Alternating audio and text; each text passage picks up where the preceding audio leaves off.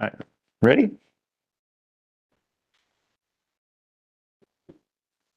Are you ready? Okay, we're on the air, so here we go. I'd like to call this meeting to order, a regular meeting of the Village Board on Monday, September 18th at 7 p.m. or a little later in the Germantown Village Hall Boardroom, and also could be accessed via WebEx. This meeting has been given public notice in accordance with sections 19.83 and 19.84 of the Wisconsin statutes in such form that will apprise the general public and news media of subject matter that is intended for consideration and action. Roll call shows all village board members present except for Trustee Pieper, who is perhaps joining us via WebEx. And Trustee Myers is not at the dais, but I do believe he is in the building. So perhaps he'll be joining us shortly. I'm here. Okay, great. At this time, I'll ask you all to stand for the Pledge of Allegiance. I pledge allegiance to the flag of the United States of America, and to the republic for which it stands, one nation, under God, liberty and justice for all. Thank you. Next item is President's Report, just a small matter to report tonight. I don't know if everybody had seen it, but there was a letter to the editor in the September 9th, 2023 Express News. And I'd just like to read a little bit of it. So just bear with me for a minute. It's to the editor, and there's been a lot of talk over the last few months about whether or not the county should share even more of the sales tax. The reality is that the county has always shared a portion of the sales tax, and I am willing to share even more. But I will only vote to share that tax revenue in ways that best serve the taxpayers, and that means shared services. When governments share services, it is a win-win-win. The taxpayers save money, the municipality saves money, redundancies are eliminated, and the taxpayers receive better service. A recent example involves Kewaskum, who recently agreed to share IT and computer services with the county. This will save Kewaskum at least $60,000 per year. The county has an extremely robust network security program, so Kewaskum will be at a reduced risk of having their computers hacked. Another example involves Hartford, who recently agreed to transition their emergency dispatching to the county.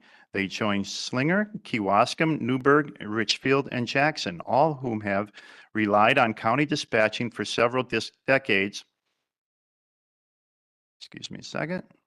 For several decades. And I've lost my space. Give me 1 second, please. That's what you get for trying to read it off of your phone.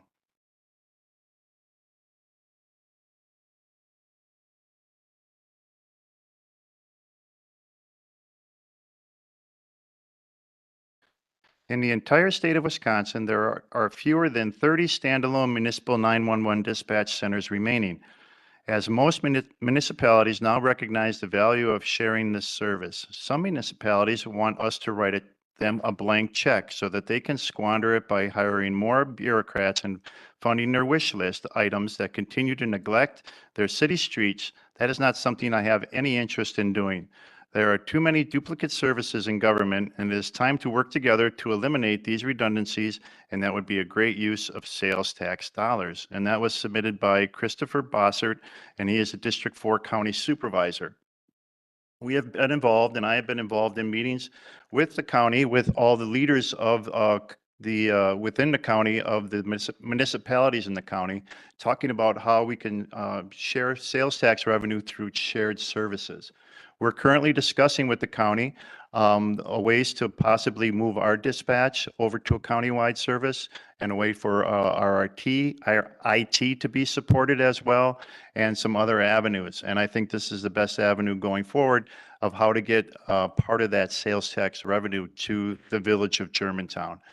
Many of the county supervisors have stated openly, like this person has, that they will not write a check, but they are more willing to look at shared services to help to share that sales tax revenue, and I think that's our best avenue going forward. We'll hear more about that possibility as we progress into our budget meetings. That's all I have for President's report. Next thing is announcements of forthcoming events of public interest, committee and department reports, starting with committee chairs and committee reports with Trustee Kaminsky.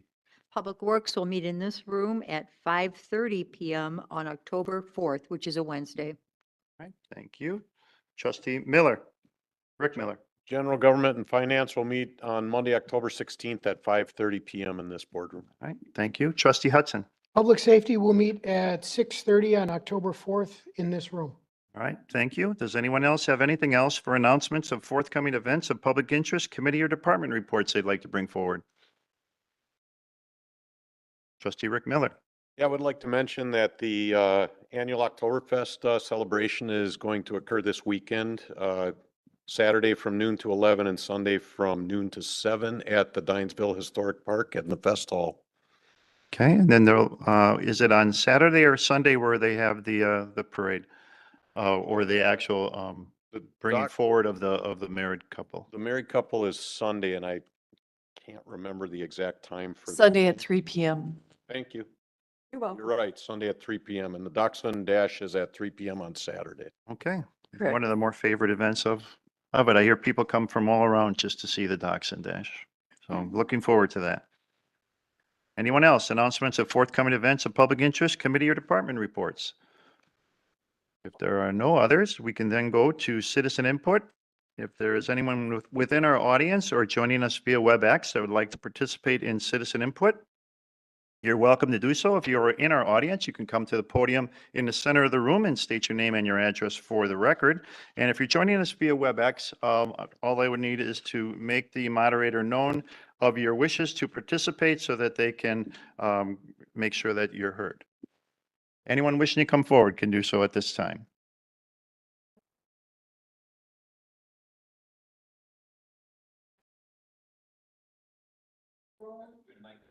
She'll get it.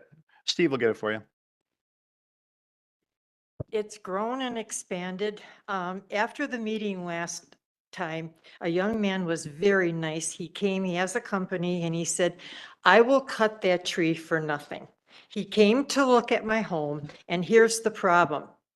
The branch that's causing the problem is very high, and he'd have to put his ladder against their tree to cut it. And nobody here has responded. I've been to the village 3 times. I've been here 3 times today. I've called, no answer, no return calls. The nuisance law is a law. I don't care what anybody says. I've checked with 2 attorneys. It's written in the state statutes. If anybody has something that's destroying your property, they should be cited and they should do something about it. But this young man called the person at the home next door, no response. I've called them, text them, left a message, 0. He's called twice, nothing. I had my regular guy come and do some trimming for me, and the problem is these trees, he can't lean against them from my side because they'll break. They're not strong enough with a ladder. He needs to put it up against their trees, only like 5 feet, and the truck will be on their property, and he wants their permission. They will not respond. So I'm asking why I can't get help from the board to cite these people with a fee until it's done, they cooperate. They don't have to pay. They will do it. He will do it for me, free of charge.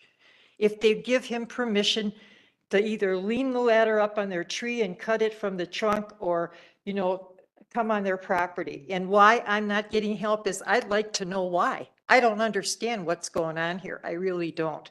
Part of your job is to help the citizens. This is a problem. This is getting ridiculous. I don't have the physical ability, or I'd get a ladder. If this branch were low enough, it's just high enough where a regular ladder won't reach it. You have to put it against something on either side. So why can't I have help with this? I'd like to know why. Nobody's answered me. Nobody's answered my calls. Nobody's responded. Ma'am, are all these trees that you're discussing, are they on your property or your neighbor's property? No, the 3 trees are on, here's the picture. I'll show it to you. No, you're fine. No rush. I have 3 trees that are Mhm. going 3-way this way. On your Trees property? On my property, Mhm. and it's within 10 feet on my property, but there's only 5 feet between, and the branch is coming from their tree this way, and it's already grown from here out. It's growing up now too. And this is a tree that's on your neighbor's property? Yes, and it's splitting my trees. Mhm. It's opening them up. It's destroying the look of them. Right. And all they want to do is go to that side and have permission to either cut it off at the trunk or lean against their tree. They can't lean against these, they're not strong. Yeah, enough. they're arborvitae, yeah. Yeah, so Oh. that's the problem. Well, being it's on private property, we are somewhat limited as to what we can do. And I mean, I look to the village attorney does this fall under nuisance? I mean, what is the village's obligation here? Being that both trees are on private property? You can go back to the podium. It's state law.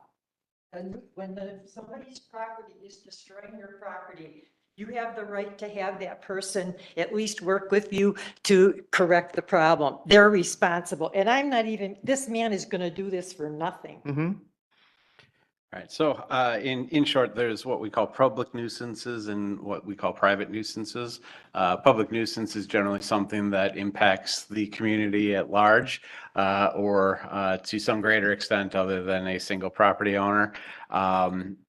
Obviously, if there was a significant safety concern, branch hanging over a playground or something like that, then the village probably would look at that. But typically just tree issues between neighboring property owners are just that, issues between neighboring property owners. It may very well be a private nuisance. That's, within the statute, just like the public nuisance process is, that may exist, but that's not something that typically the village would get involved in.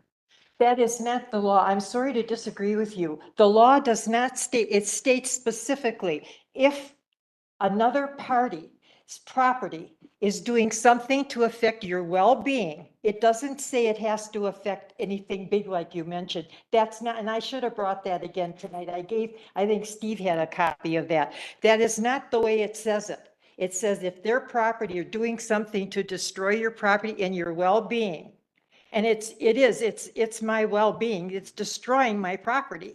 And it does say that in the law. It's a state law. It's not an opinion. It's a law. And I don't understand how any lawyer cannot see that as a law. It's so clear. It's ridiculous. We look to the village attorney to know what the village is allowed and not allowed to do. But in most cases, anything that's on private property outside of any easement that we have or any tree that we've planted like along a curb, we're very limited at what we can tell that resident to do with a tree on their property. According to that law. I have to defer my Since- I have to defer my decisions to the village attorney. We pay him. I trust that he is not. Well, two attorneys say he is. And I can't afford them. My uncle is a huge lawyer in Illinois. He works for the largest law company there is, and he said he's wrong. So all I'm telling you is, this is ridiculous. I can't force somebody to cut their branch, and my hope is that you would be able to work this out with your neighbor. I understand that you feel that it is destroying your property, and I understand that's the opinion that you have, but I cannot go to that neighbor and force him to cut that branch. You can because he can be cited for he's ruining my property. How can you, I don't understand how you can avoid the law. If I have to go to small claims court, I'm going to go against the village and the people. If I have, I'm going to see. That's a choice you have, ma'am. The least you could do is write this person a letter and ask them if they would cooperate, because I have somebody that will cut it for nothing. All they need to do is get on that side. I don't know what the effectiveness of that would be if you who live right next to him can't seem to get him to agree to it. I don't know what I'm going to do. People they aren't live on their landlords. They are just rent for the money. That's all. They don't care. That's not they don't care about anything. They don't even take care of their property like they should. And they think it's going to cost them something. I can't even talk to them to tell them I have somebody that will do it and not charge them. Ma'am, you did not mention at the beginning of this what your name and your address was for the record, please. Oh, it's Lynn Shower Bednars. Can you spell that, please? It's SCHAUER. Thank you. And your address, please. It's W156 and 10121 Pawnee Court. Thank you so much. Very, very disheartening that you people will do nothing when there's a law to protect me. That's terrible. It's really terrible. Anyone else wishing to come forward for citizen input or public appearance is welcome to do so at this time.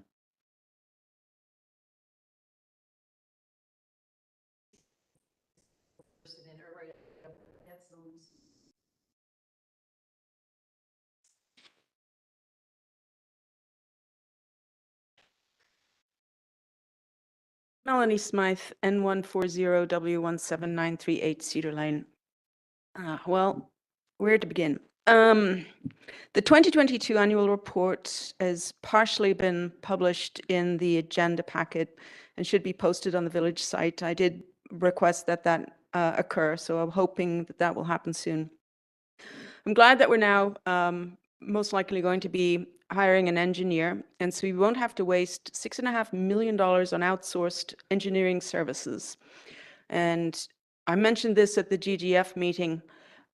It's good news. By hiring this person, on average, you'll save about $2 million in fees next year. But the bad news is that over the last 3.5 years, this $6.5 million, which didn't have to be spent, has artificially inflated the value of whatever TID or bond it has been assigned to.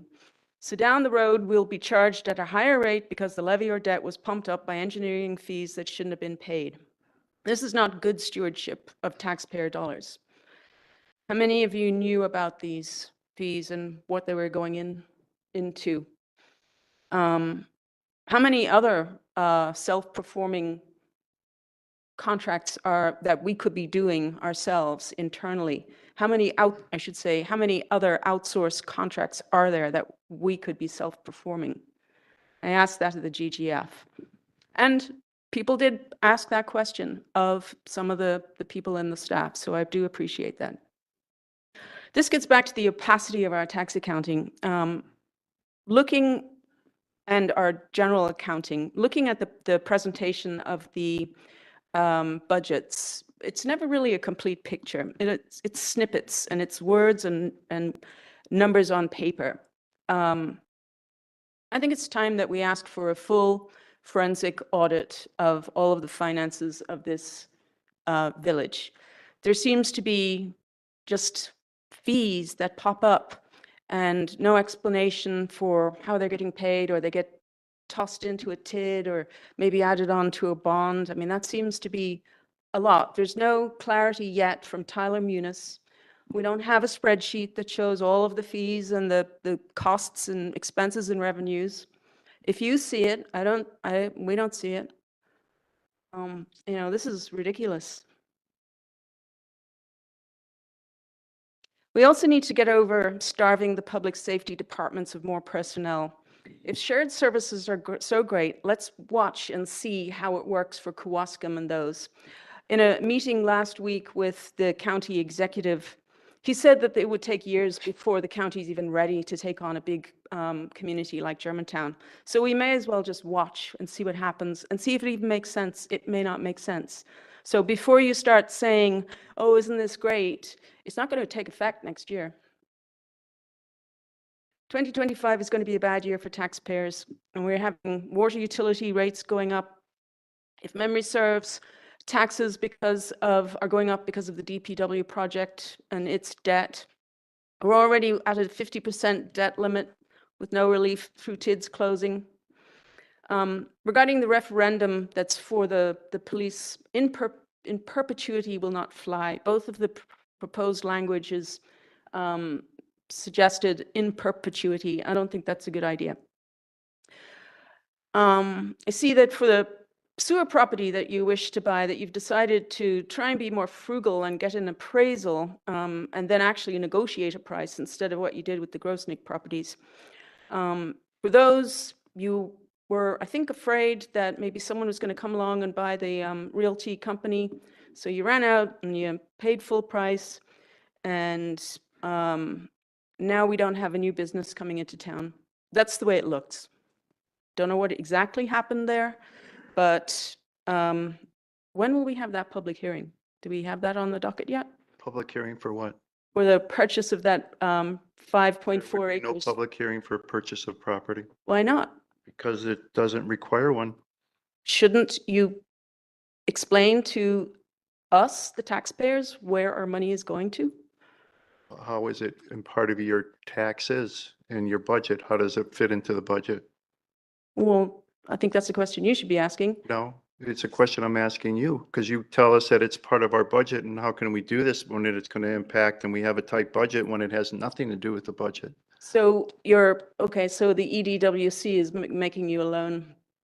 Is that what's He happening? is making us a loan. I don't even know what that means. No. How is it being paid for then? Anything that I'm willing to discuss, I cannot discuss with you because everything is so far has been in closed session and it is not for open session. So once other information can be brought forward, it will be as it always is. Okay, but no public hearing. Not for purchase of property. There's no need for public hearing. If there would be a zoning change, then there would be a public hearing. Well, I think that's That's the law. it's our dollars. Yes, ma'am. Yeah. That's a really bad law. I'm with Lynn. I think that You have to go to the state for that then, ma'am. Oh, that's not a law that we make it. That's more of a state statute. when does it become public knowledge and what you're going to do with that property? Once there's knowledge to share and information to share, it will be as it always is. And when is the estimated? I don't have that. I don't have that time frame for That's you where right now. you're hiring Grey Wolf to market the property. No, ma'am. No? It's a Okay. good guess, but no, ma'am. Yes, it is a good guess. Well, Your time's up, ma'am. Anything else? yes, lots, but my time's up. That's correct. Your time is up. And in regards to transparency of our financials, that's done yearly through an audit. And that audit is published and made as public record. Every year it's made, and every year it's published and made public record at the time that it's presented. So there is transparency in all financials, in all areas throughout. No, ma'am, you're done. You're done, ma'am. You had your 3 minutes. You had your 3 minutes and you are now done. It's crazy. Please sit down. Next person that would like to come for citizen input is welcome to do so.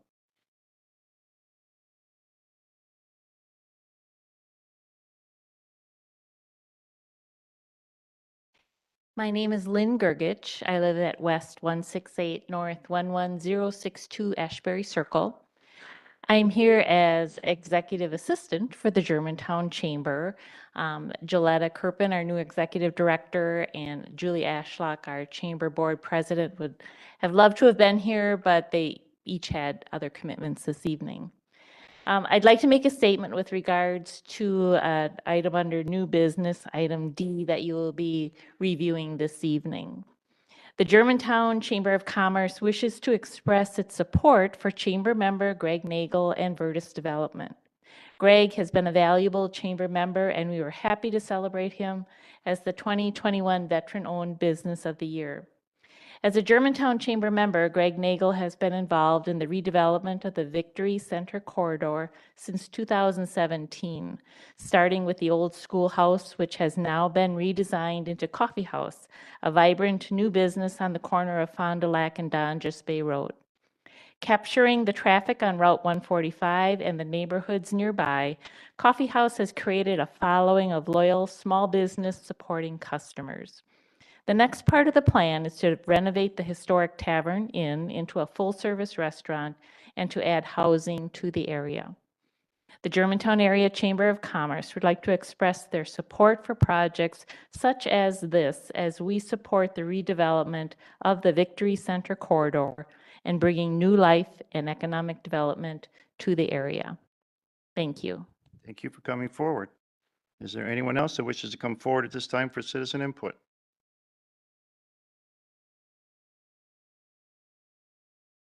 Scott Heffley, W159 N10514 Old Farm Road, Germantown. I think you guys know I usually speak at these meetings.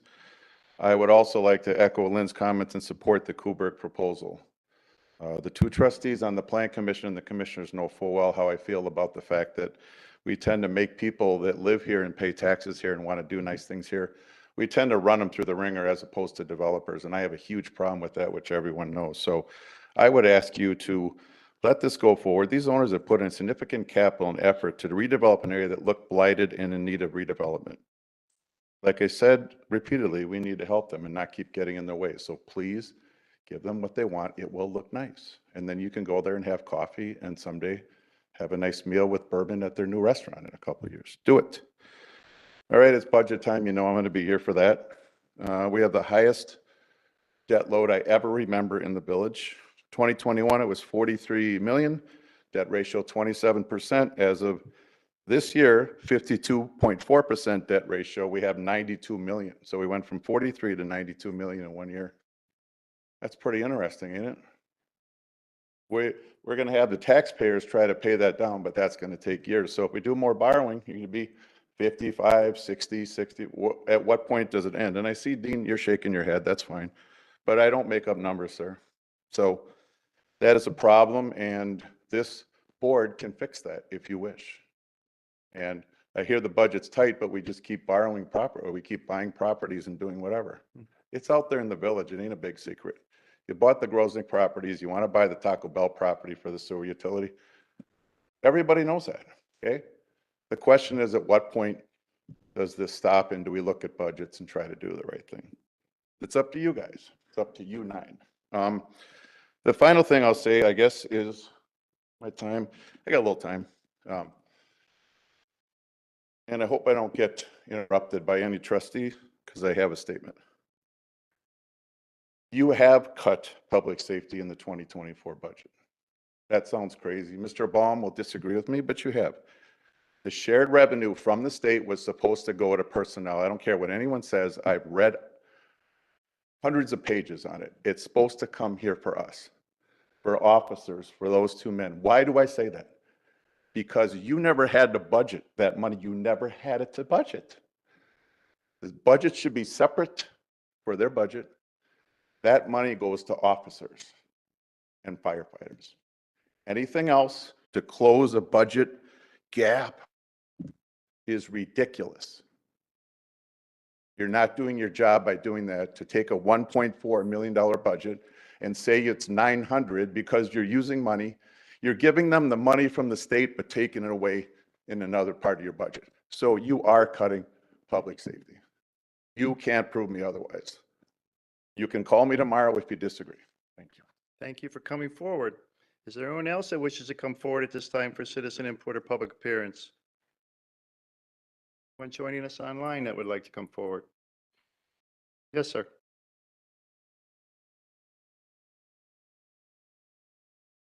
Hi there. My name is Greg Kamishak. I live at W156N11543 Fond du Lac Avenue. I am the president of BioResearch Associates Incorporated. We were looking to buy one of the Grosnick properties. I applied for a conditional use permit and paid $1,500 to the village, only to find out that the village is buying the property. Now, 2 months ago, you took my money, and now you're buying the property. Do I get my money back? I was trying to bring jobs to this community. I didn't realize I was competing with government for property. Do I get the money back? Does my company get our money back? I know it's all in closed session. I know I can't question it, but that's really dirty pool. So do we get our money back? Yes or no? Village attorney. Because you knew what you were doing. And you knew what I was doing. I'm not gonna get into an argument about whether or not. No, I'm not looking for I'm looking for a yes or no, so I know what my next step is. Right or wrong, but the answer, in my opinion, is no. That your Wow. decision. So, minute and 49 seconds, our village government knew that they were going to buy a property, and they let me apply for a permit Have we purchased the to property? purchase that property. No. So that I could bring jobs to this community. This wasn't a last week, hey, let's buy a property. But they said, you know what? We'll let them apply. We'll let him think he's going to be able to do it. We'll let him apply his money. We'll let him work for it. We'll let him evaluate the property. We'll let him waste his time.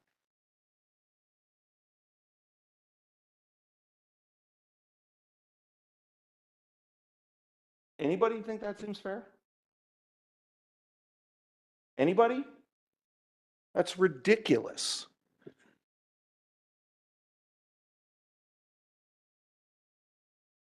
That is the insider BS that everybody in this country is tired of. And I thought this was a community that I wanted to move my company to. I will not if you give me a building. Thank you. Thank you for coming forward. Is there anyone else that wishes to come forward at this time for citizen input?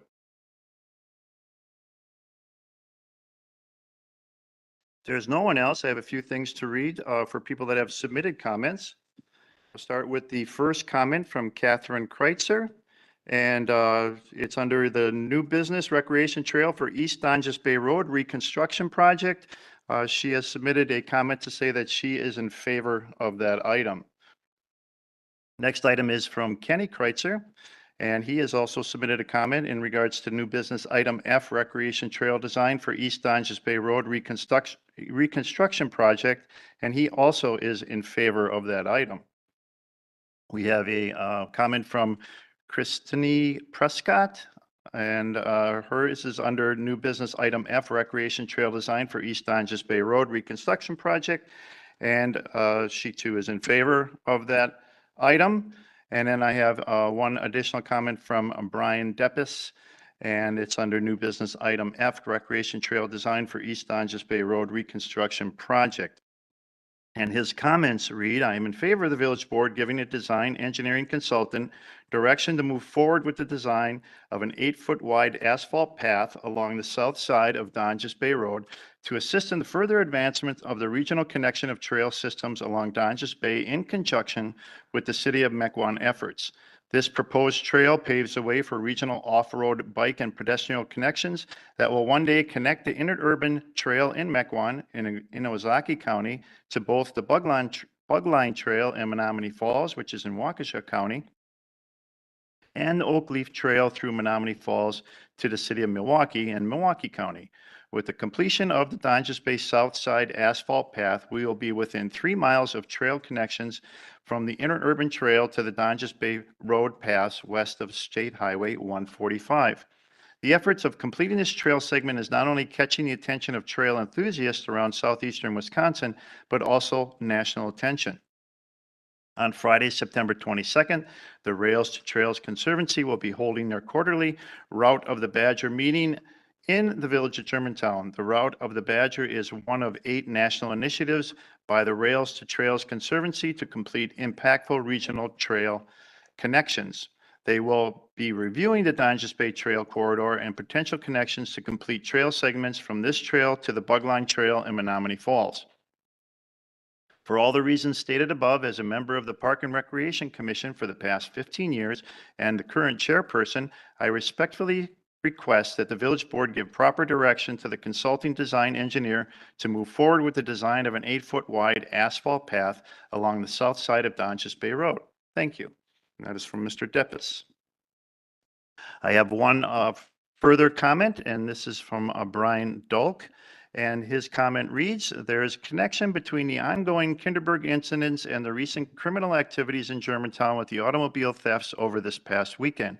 This is not a coincidence that this occurred given the ongoing issues at Kinderberg, but represents an escalation and is a result of not timely and adequately addressing the Kinderberg issues in the last few years. These nefarious elements that plague our community often have no license plates or expired plates and are up to no good. They don't follow the rules of the road, probably don't carry any auto insurance, and when they get out of our community without being ticketed, get out to our community without being ticketed or pulled over for driving infractions. They in turn believe Germantown police are soft on crime. Driving with no plates or expired plates is a red flag and easy to spot and address, but requires effort from the police department to enforce. I have no doubt these trips to Germantown over the summer and to Kinderberg has allowed these criminals to case neighborhoods, vehicles, and scout out easy targets along with an easy getaway eastbound on Donges Bay Road or southeastbound on Fond du Lac Avenue. The issues at Kinderberg Park during the 4th of July weekend and what just occurred during the Labor Day weekend are connected. While the Germantown Police Facebook page calls these criminals degenerates and parasites, in my opinion, the Germantown Police Department for years has long been missing an opportunity to enforce the vehicles that come into Germantown and Kinderberg Park area with no license plate or expired plates, and to issue citations or impound those vehicles if they are unsafe to drive on the roads in Germantown. I have told officers at Kinderberg when I see them and they shrug their shoulders and do not go after these scofflaws. Conversely, while it seems the police want community involvement on social media and information for doorbell cameras, they do not appear to be acting on the simple steps as though they don't want to be burdened to take the time to write these citations which act as a deterrent and demonstrate Germantown is tough on crime. As predicted, these small issues grow, fester, and snowball, and the consequences that result in a bigger crime of car thefts and break-ins for the residents of Germantown.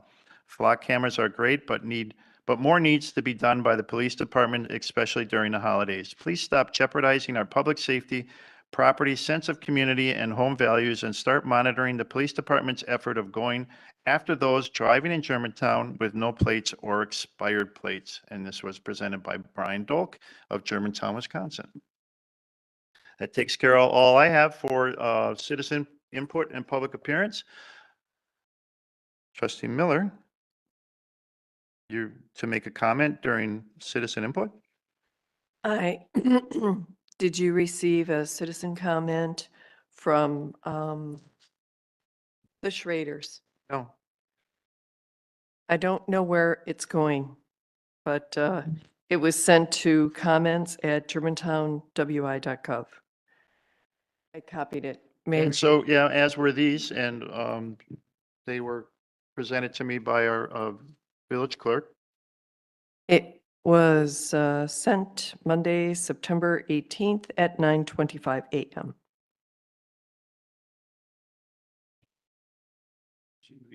Okay, yeah, I can read it if you'd like.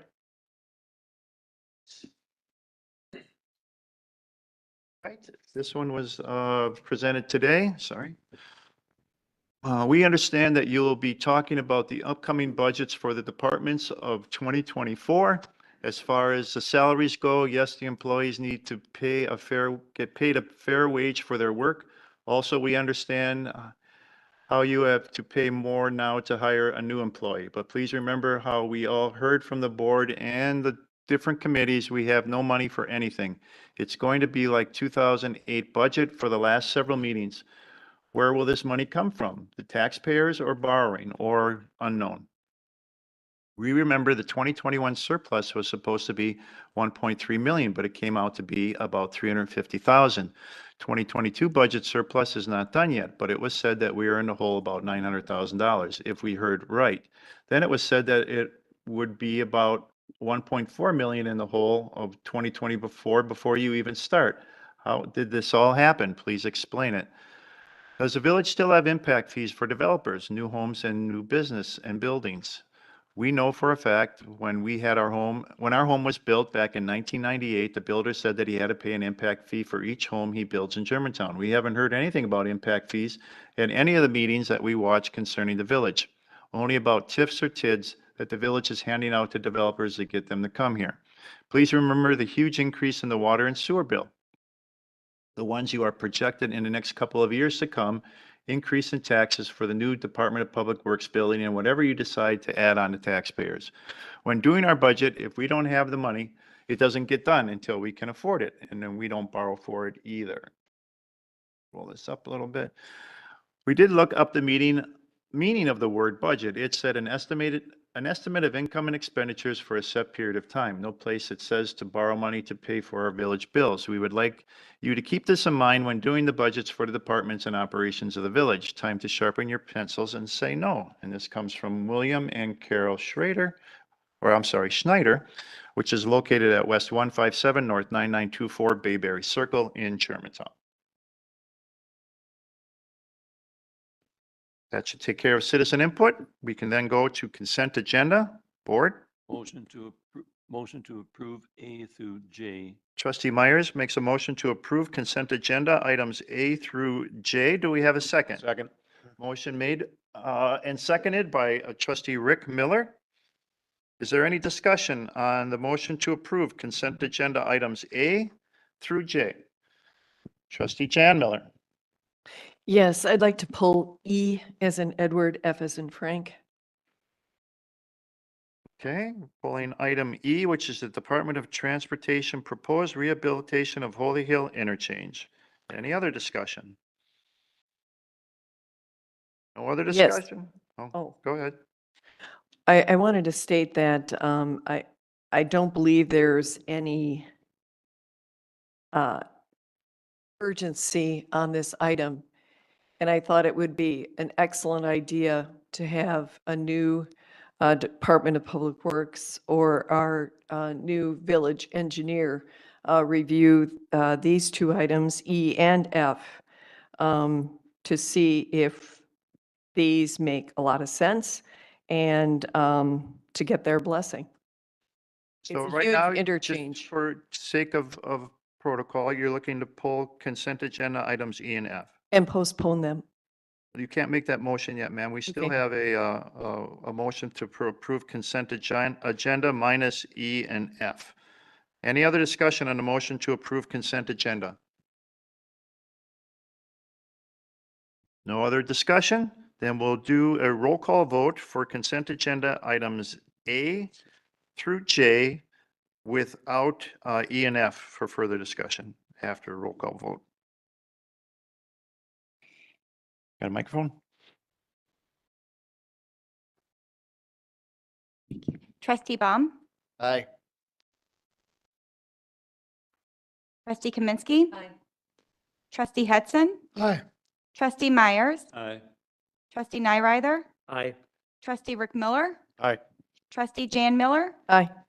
trustee Piper, Aye. and village president Walter. Aye. Motion passes. Now consent agenda item E, Department of Transportation, proposed rehabilitation of Holy Hill interchange. Trustee Chan Miller. Yes, I'd like to make a motion that we postpone this for review for, with our new Village Germantown engineer. That is your motion? Mhm. Motion made by trustee Chan Miller. Is there a second to that motion? More time? Do we have a second to the motion? Motion fails for lack of a second. Trustee Chan Miller, you still have the floor. I'd like to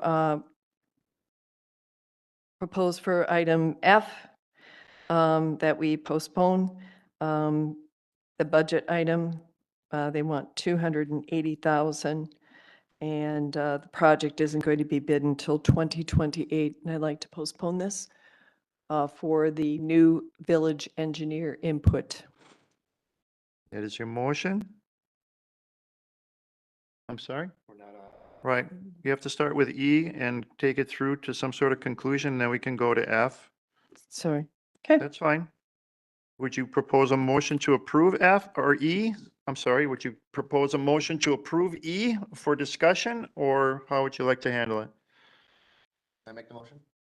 If trustee Jan Miller is willing to submit the floor. Trustee Jan Miller? Yes? Yes. Trustee Baum? Make a motion to approve item E as presented. Motion made by trustee Baum, second by trustee Rick Miller. Discussion on the motion to approve. No discussion? All those in favor, please say aye. Aye. Aye. Opposed? Aye. 2 opposed. Motion carries. Opposed was Jolene, was you for or against? I was for. All right, so trustee Pieper is 4, so there's 1 against, which would be just trustee Jan Miller. Consent agenda item F, trustee Jan Miller. I'd like to make a motion to postpone voting on this for a budget of $280,000 when the project isn't going to be bid till 2028, and have the new village engineer review this. Motion made by trustee Jan Miller. Do we have a second? One more time, Jan Miller made a motion to postpone item F of the consent agenda. Is there a second? Motion fails for lack of a second. Trustee Jan Miller, anything else on item F? No. Board? Make a motion to approve item F as presented. Second. Motion made by trustee Baum, seconded by trustee Miller. Rick Miller. Any discussion on the motion to approve?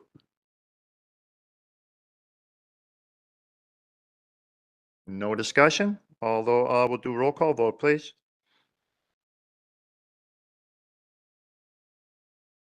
Baum, Aye. Hudson, trustee Myers, Aye. trustee Nyrider, Aye. Rick Miller, Aye. trustee Jan Miller, No. trustee Jolene Piper, Aye. President Dean Walter. Aye. Motion passes.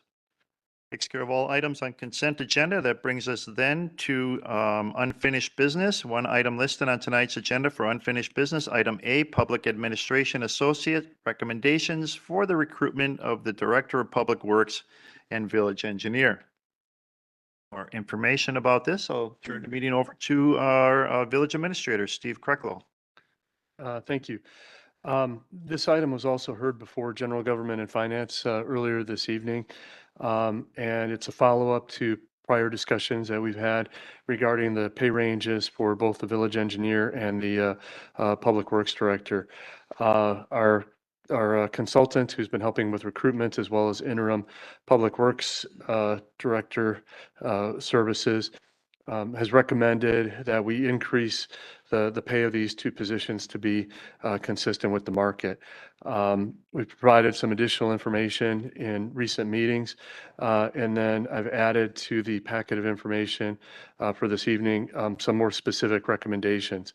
And my recommendation, based on what we've heard from Public Administration Associates, as well as other research that we've done, is that we increase the village engineer position from salary range 6 to a salary range 7. The salary range 6 has a minimum of $83,777 and a maximum of $108,366. The salary range 7 has a minimum of $97,392 and a maximum of $119,810. And as we've heard referenced here already this evening, we do have an accepted offer for the village engineer position that it will be before the board for confirmation this evening. That offer is for about $108,366. The top of the current pay range. My recommendation is that it would be more appropriate to increase that pay range to a 7, and that would place the new village engineer at just slightly under the midpoint for that pay range, which would make more sense for a new employee beginning with the village. Regarding the Public Works Director, that is currently at a pay range 7. And I just mentioned the salary range there. I'm recommending that it be moved to a pay range 8. The minimum salary for pay range 8 is $107,677, and the maximum is $136,620. We did complete a 3-week recruitment for the Public Works Director position on September 6th. We received 4 applications. However, none of those applications met the minimum requirements. So we are recommending that we increase that salary range to a range 8. Along with that, we're also recommending that the requirement for a PE for that position be changed to a strongly preferred, and that, but it be dropped as a requirement. We believe this will help us to attract candidates who may have a great deal of public works expertise, may have a great deal of engineering expertise, but just at this point do not hold a PE. I believe that I don't want to speak for the public or the GGF chair, but the GGF did vote in support of these recommendations earlier this evening. Questions? Are you looking for action? Yes. Yeah, the action I'm requesting is to increase the pay range from the village engineer from a 6 to a 7, and the public works director from a 7 to an 8, and change the PE requirement to a preferred. Make a motion to increase the public works director pay grade from 7 to 8 and the village engineer pay grade from 6 to 7, and also reduce the requirement of a PE tag for the new director down to a recommended or preferred. Second. Motion made by Rick Miller and seconded by trustee Kaminsky. Any discussion on that motion? Trustee Rick Miller. Yeah, this did come through general government and finance, and I think it was a unanimous vote in favor. Okay, thank you for that. Further discussion on the motion to approve? Trustee Hudson. So we've had the position posted for approximately 30 days. And I apologize, I can't remember the gentleman's name. He seems to believe that the salary is the reason why we're only getting four applicants. In my experience, which is admittedly not within the government sector, 30 days to have a job posted where you need fairly decent qualifications is no time at all. And I'm not convinced that the lack of applicants is necessarily just due to or due at all to the salary posted, but maybe a lack of time just to have the job posted at all. I don't know how much active recruiting is going on for that position. And I did listen to him. It sounded to me like it's more passive recruiting, which is a method, but those are my thoughts. Could Mr. Stelzner, Bruce Stelzner is here this evening if the board would like to hear more about the recruiting efforts. Sure. Sir?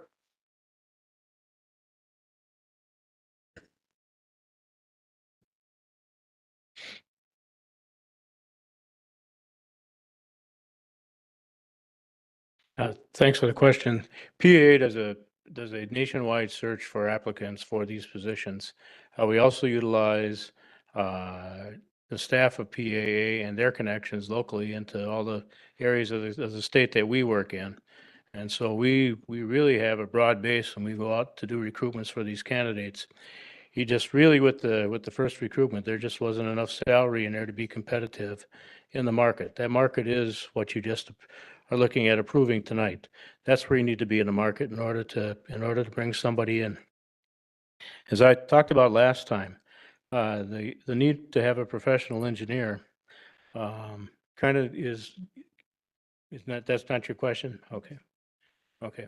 So we do a fairly broad-based research. We're looking at another 30-day timeline from when we're able to get the recruitments out, which would most likely be towards the end of the week or the first part of next week. We'll have all the recruitments out, not only statewide but nationwide, and all these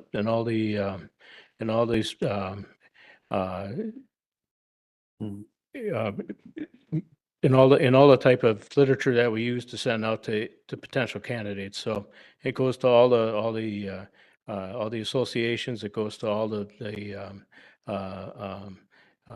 magazines and recruitment processes that we can possibly send it out to. We have a number of subscriptions for placing that ad nationwide, so that ad will go nationwide. And just one more question, if I may, please. Mhm. How are we paying them for this service? Is this by hour? Is it contingent? Is it upon fill? What's the contractual arrangement, please?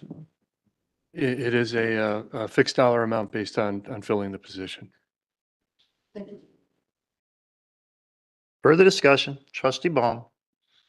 Can you, either one of you, Steve or the engineer, can you elaborate on what qualifications were not met by these four people? How below the qualifications were they? They did not meet the minimum qualifications of your job description. So as your job description states, I mean, you're not only looking for a professional engineer, you're looking with significant experience, and they didn't meet any of that. You're looking for some significant municipal insurance, and again, that professional engineering requirement was not available for any of those.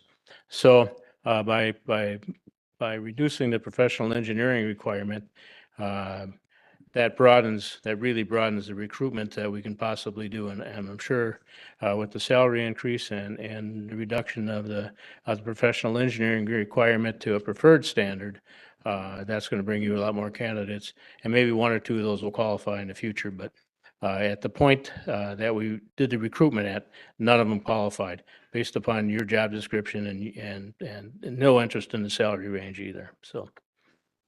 I can expand on that just a little bit with a couple of specifics. Obviously, the individuals would be anonymous, but for example, one of the candidates was a service manager for a car dealership. And, not along the lines, but I think the one who came closest did have an engineering background, and at one point, I remember correctly, about 20 years ago, had spent 1 or 2 years working for a municipality in southeastern Wisconsin, but since then has been working in the private sector and probably spent the last 10 years in marketing and business development. So there was no one who had anywhere near what I think we would be looking for. Public administration associates would not bring those names forward because they do not meet the minimum qualifications of your recruitment. So those names wouldn't, they don't become finalists and they don't be brought forward. Trustee Myers. Just one question. How long is this going to be open? 30 days. I didn't hear the question. The question is, how much longer will this be open for candidates? From when we put the recruitment out, it'll be open for 30 days. Can it be longer? It can be longer. What is your thoughts? I think 30 days is appropriate. I think that's typically what we find in all our recruitments, that 30 days is actually the right timeline. And it is in this case too. And last time I talked to you, we spoke about where you are in the recruitment cycle. You need to recruit now because as the year moves on, other municipalities will be competitive for these jobs, for the Public Works Director's job. Most public works, if you're in the Wisconsin retirement system, you typically retire after the first of the year. But most people who are Public Works Directors will either have a 30 or 60-day notification to their employer. And so that means by November 1st, other municipalities in the state will know if their Public Works Director will be retiring. And so when you move your recruitments after that date, you'll be recruiting against all the other municipalities in the state and the counties in the state that will be looking for Public Works Directors. So now is the right opportunity to do it.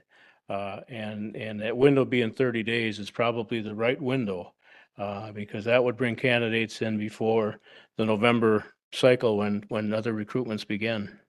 Thanks for explaining that. Other questions? Thank you, sir. Further discussion on a motion to approve? No further discussion? Roll call vote, please. Baum, Aye. trustee Kaminsky. Trustee Hudson. Aye. Trustee Myers. Aye. Trustee Nyreiler. Aye. Rick Miller. Aye. Trustee Jan Miller. Aye. Trustee Jolene Piper. Aye. Village President Dean Walter. Aye. Motion passes. That takes care of unfinished business. We'll then move to new business, starting with new business item A, presentation on the 2022 audit. Turn the meeting over to our village administrator, Steve Krecklo. And just very briefly, I'll introduce, we have two representatives from Baker Tilly who are online with us this evening and will be walking through a brief presentation. And I believe Amanda is going to start out, and Leah will help jump in and help out as needed. All right, thanks for having me. My name is Amanda Blomberg. I'm a director with Baker Tilly, and I have Leah Gaffney along here with me. She's the manager on the audit.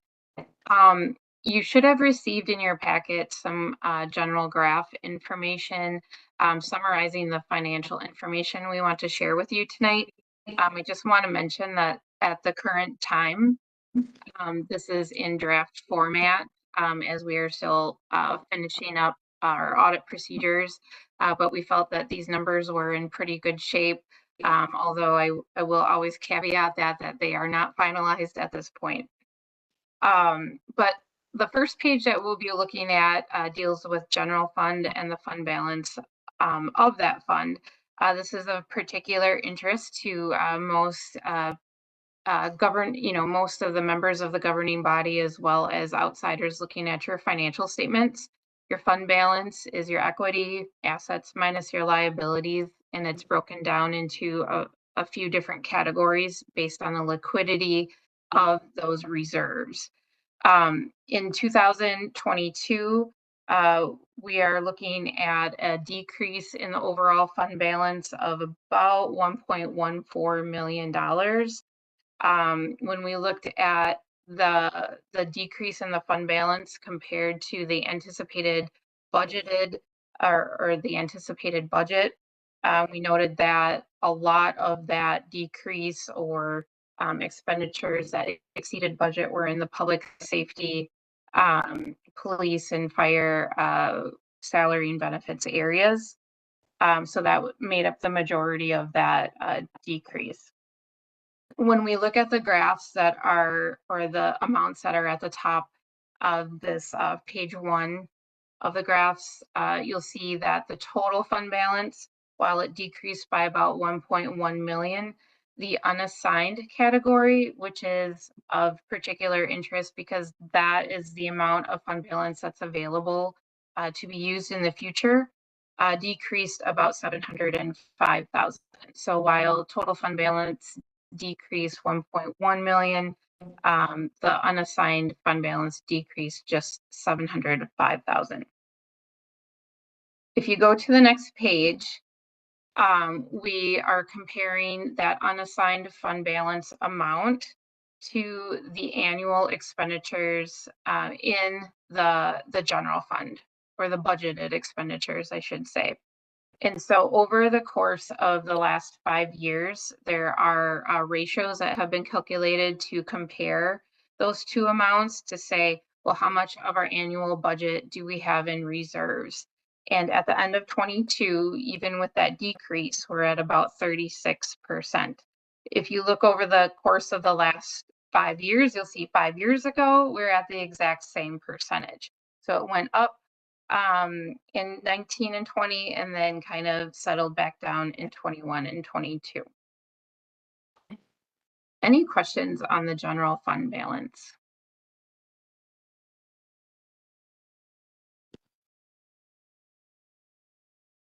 Looks like none so far. Okay, I will move on. Page 3 looks at the general obligation debt of the village. This also is of particular interest to bond raters, to obviously internal decision makers as well. As you probably know, the general obligation debt is limited by state statute. You can, the debt limit is reflective of the village's equalized value, and it equals 5% of the village's equalized value. So when we look at this chart on page 3, we'll see that the debt capacity moves up eventually over the course of time because the equalized value also goes up. In 2022, we did see a large increase in the amount of general obligation debt outstanding, almost $50 million issued amongst various projects for the year. Some of that is repaid by the village, some of it is repaid by the utility funds. So you'll see how the green line has definitely gone up over the course of the last 5 years. With that said, the village is at about 50% of its debt capacity. When I talk with other communities, 50% is kind of my my benchmark. Generally, if you're around 50%, you're still doing okay. You haven't extended yourself too much at that point. You're not exceeding that, you know, you're not getting close to that debt capacity yet. While it is quite a bit of an increase over the last year, you're still within that 50%. Some of my clients that are, you know, growing, there's a lot of development going on, are exceeding that 50%. We see some in the 60, almost 70% sometimes. And then I do have other clients that are below that as well, and they just may not have the same level of development.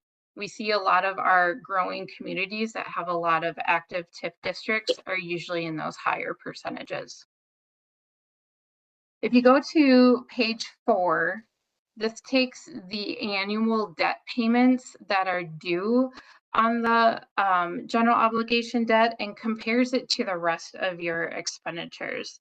And it comes up with, again, another ratio here, and I apologize, the numbers are missing here, but you can kind of see where they fall on the chart. Generally, the annual principal and interest payments have fallen between 19, 22, 23% over the last 5 years. And that is still the case in 22, where debt service costs are about 21% of the annual expenditures. Now, that is, you know, with a debt issuance that just happened, we know that that probably will go up in the next couple of years as those debt repayment schedules take effect. But at this point, 20% is a good place to be. Anything under that is pretty manageable. One other thing to make note of is, well, where are the funds coming to repay that general obligation debt? In a lot of instances, it's your TIF districts generating some of the increment to repay that. And in the village's case, the utilities are also repaying some of the general obligation debt outstanding as well. So just note that the sources to repay that debt sometimes come from different areas and not always the general tax levy. Any questions on the debt?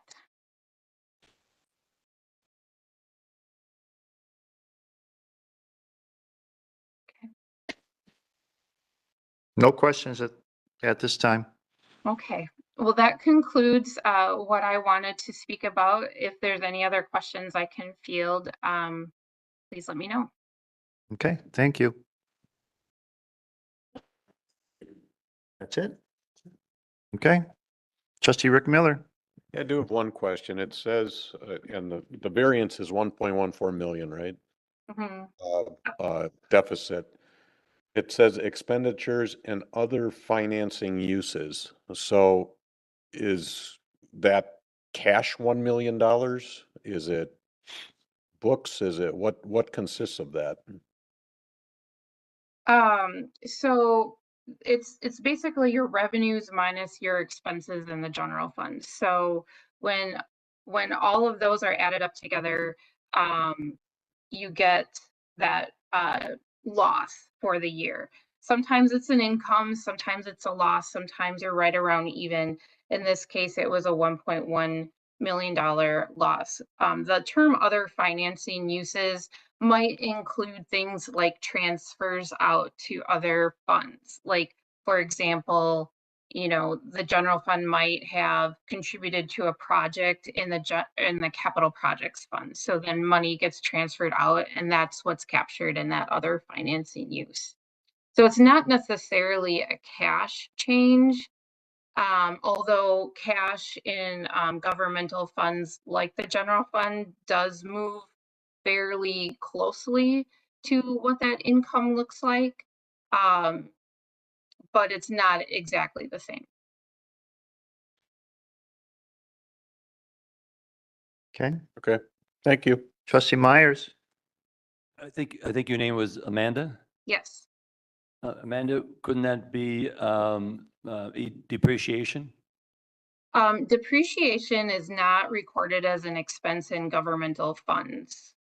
It is in your utility funds, but not in the government. Thank you. Trustee Jan Miller? Yes, Amanda, you mentioned that these payments that we have to make, they will go up in the next 2 years. So do you have an indication? Do you have what they will be, or do you have to finish the audit? Yeah, I don't have them in front of me, and that is part of the financial statements that do get issued. So there will be repayment schedules that get published in the financial statement. Okay, and then when will you have the complete 2022 audit for us? I'm not certain of the time frame. We are still working with village personnel to get all of the final information we need to finish that. Once you have all the information, does it take you about a month to finish, or? Yeah, it is a few week process at a minimum, just because the document that gets pulled together is quite lengthy. A lot of footnote disclosures and schedules go into the process, so that does take at a minimum a few weeks to pull together. So we are completing the 2022 audit. When would you begin the 2023 audit? We typically like to do preliminary work late in the calendar year for the following year. So the 23 audit, we typically do some preliminary work in November or December, with final field work occurring usually in the April timeframe. Thank you very much. Other questions? No other questions? All right. Thank you very much. Thank you. Anything to add? I guess the only thing that I would add is just to expand a little bit on the work that remains. It is, we have reached out and we're trying to get some information from one of the residential developers that worked in the village in 2022 regarding costs related to infrastructure that was constructed by the developer and then contributed to the village. That's one piece of information that we're working to get and pass on to Baker Tilly. Another piece of information is related to the swap of roads with Freistadt and Wazaki, which took place in 2022. When we submitted the information that we had to Baker Tilly, we came to the realization that the county had been recording that information, that data differently. They'd been categorizing the assets differently than what the village had to do. So we found out that we needed to go out and kind of re-inventory the culverts, the ditch, all of the components of those roads and update the infrastructure information. I believe those are the main things that we have outstanding.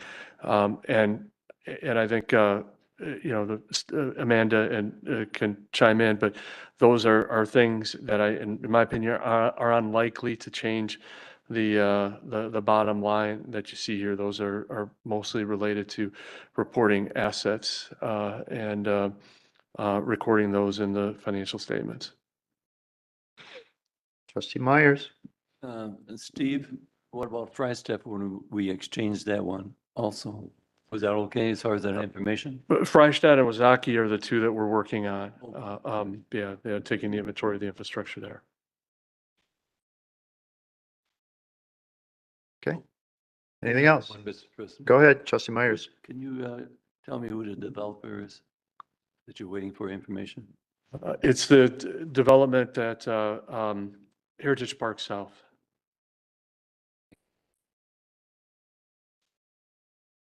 Any other questions?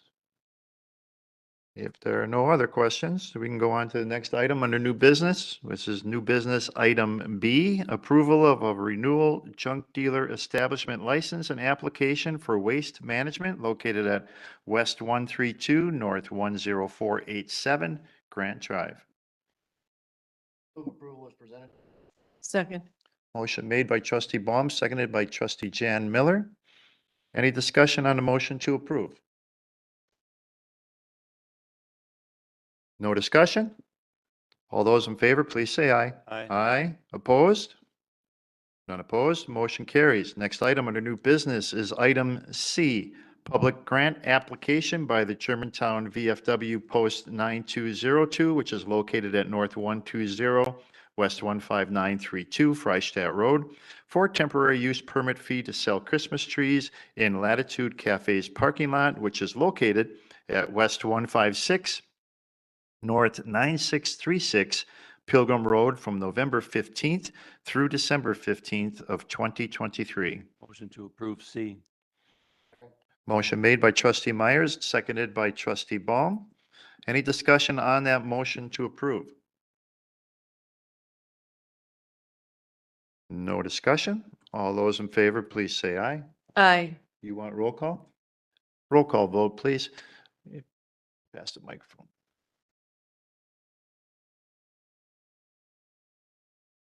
There you go. Trustee Baum, Trustee Kaminsky. Trustee Hudson, Aye. Trustee Myers, Trustee Nyrither, Aye. Trustee Rick Miller, Aye. Trustee Jan Miller, Aye. Trustee Jolene Piper. Village President Dean Walter. Aye.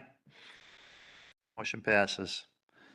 Next item under new business is item D, which is Vertus Development LLC, agent for District 1 LLC, and the Robert and Mary Hacker Trust, property owners located at West 140, North 10363, Fond du Lac Avenue, and parcel tax key number 351984 for applications to number 1, rezone parcel 1 from the B1 General Business District and parcel 2 from the RS6 Single Family Residential District to the Coburg Junctions B3 PDD Plan Development District, and 2, amend the general development plan for the Coburg Junction PDD and resolution number 16-2018 to include expansion of the business parking and a 4-unit townhouse development. That is on tonight's agenda for action.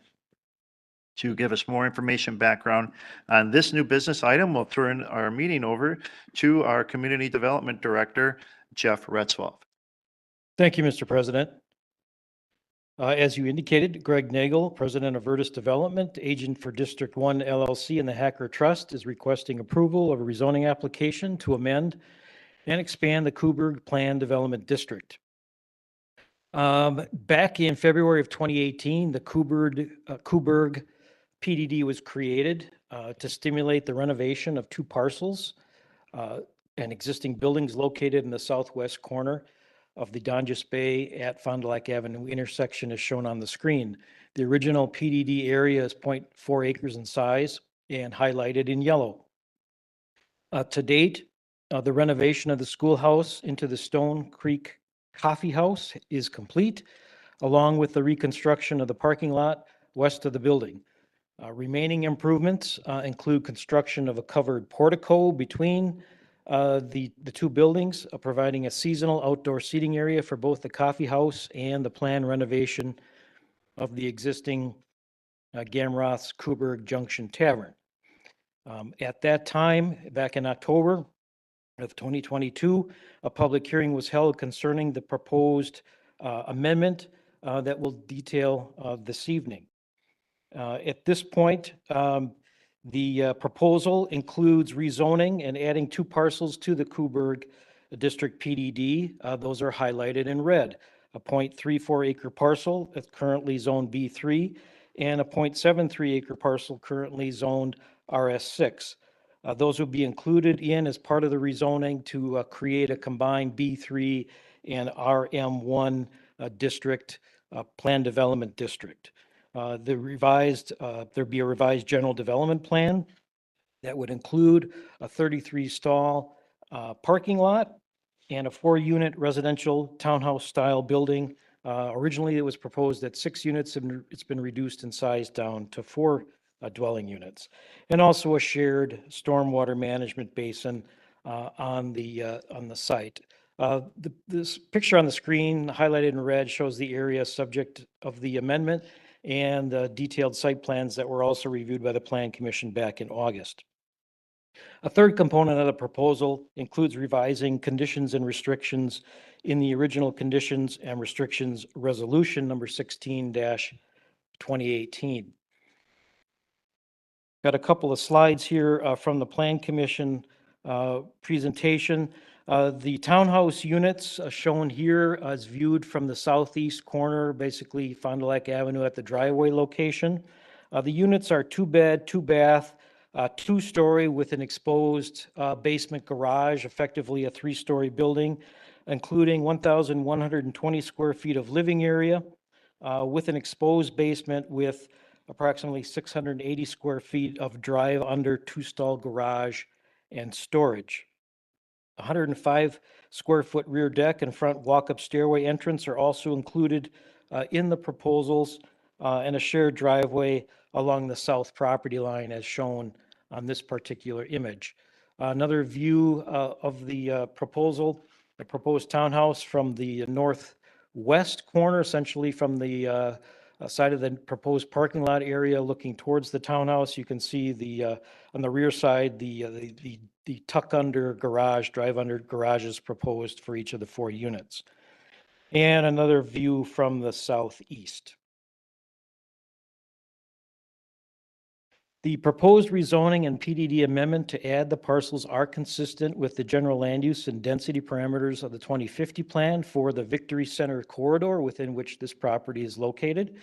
The Victory Center corridor under the 2050 plan allows multifamily uses up to 10 units per dwelling, 10 dwelling units per acre rather.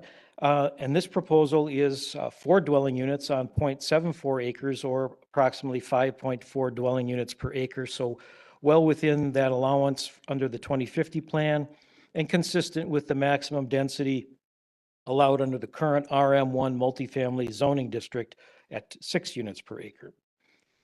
While in support of the overall concept plan and the proposal, staff is not supportive of specific aspects of the townhouse proposal. Specifically, the narrow parcel size provides for some inadequate setbacks along the south and north property lines, and the need for a better transition to the existing single-family area to the south is warranted. These are issues that were discussed back in October of 2022 when the original public hearing was held. Comments and issues that were raised by members of the public and the Plan Commission staff at that time when they tabled action and directed the developer to make some specific changes to the proposal, including addressing the density, height of the building, location of the driveway, possible restructuring the type of the building and the garages, and reorientation of the building, et cetera. This is the site plan that was reviewed by the Plan Commission on August 14th. And their recommendation was consistent with the staff recommendation to approve the PDD amendment and the rezoning to include the two parcels, expand the PDD and the overall concept. They also recommended approval of the site plan subject to 10 conditions that include changes to the townhouse itself, specifically to shift the townhouse and driveway slightly further north to allow for an additional expanded buffer area, if you will, along the south property line. Widen and enhance that landscaping on the south, and reconfigure the parcels as necessary between the parking lot and the townhouse, possibly shift the common lot line and the parking lot to the north and reconfigure or remove parking stalls as necessary to provide for that additional space. These conditions are reflected in the proposed conditions and restrictions resolution that were included in the packet. And with that, I would point out that the developer has indicated their opposition or objection, if you will, to the Plan Commission recommendation and the conditions that were made on August 14th, and they would like to address the village board specifically concerning those recommendations and their overall project. With that, and with your permission, I'd ask Greg Nagel and his team to come forward and make their presentation.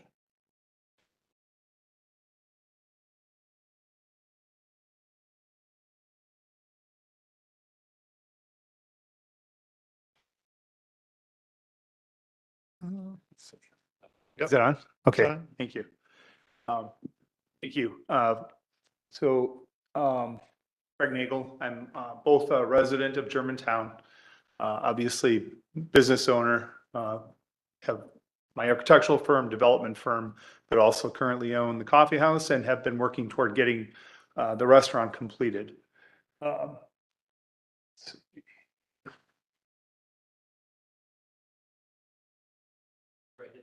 Instructional. Yeah, that should do it.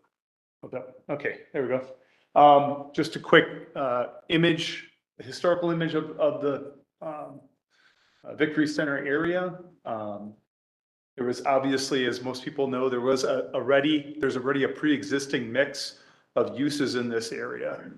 Civic, commercial, residential, all tightly packed together. This is over here was the schoolhouse, next to a tavern, next to a gas station, next to a house. As you can see, as that area continues to develop, it's a messy little area. It's a hamlet in the corner of Germantown. So this is a site plan from 1970.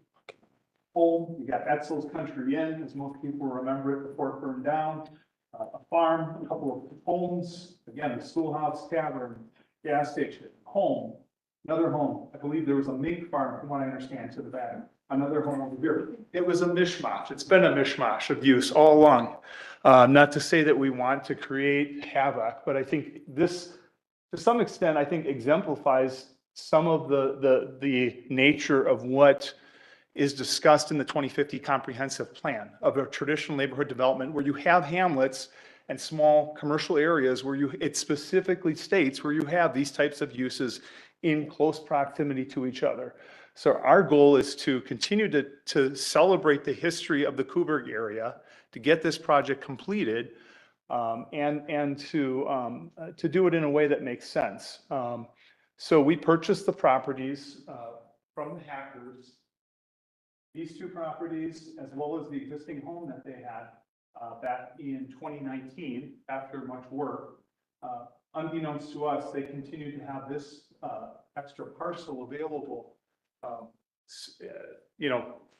that they owned through their trust. So as discussed here in the development timeline, this is just to there's been some discussion about why isn't this restaurant done and why is everything taking so long? So if you would allow me to run through the timeline, I think I can clarify that for everybody. 2017, October of 2017, we presented this as a discussion item at the Plan Commission for consultation. The following year, March of 2018, we were on the PDD, on the Plan Commission agenda and received approval in March. It wasn't until November of 2018 when we finally received approval from the village board. So you can see the time's already slipping there. 2019 was, we rolled up our sleeves, completed the design, state plan review approval, a land swap with the neighbor to the back, which unfortunately became quite cumbersome because of the fact that their mortgage is held by Chase Bank, which took us, as Jeff can attest to, probably at least 6 months to take care of, because Chase Bank didn't have any interest in moving any faster. The CSM with the village, acquisition of the property in fall of 2019, and the cafe restoration started shortly thereafter with our own capital prior to bank funding. March of 2020, as we were going for bank financing, it was canceled because of COVID-19. Banks were taking restaurants back at the time and cafes. They were not too interested in lending on another one. So December of 2020, after a lot of work, we finally got Forte Bank in Hartford to agree to lend to us for the cafe and the site improvements only. They did not want anything to do with the restaurant. We completed, we took the financing, got the work done. November of 2021, we celebrated the opening of the cafe.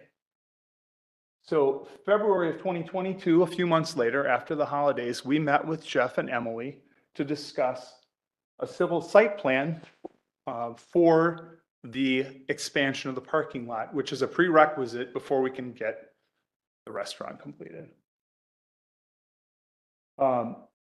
It was at that meeting, just prior to that, the hackers brought the site up to us, that they had the additional site. So at that meeting, we brought that up to Jeff and Emily, and it was discussed that we could potentially put townhomes there as kind of a buffer on the end of this commercial area.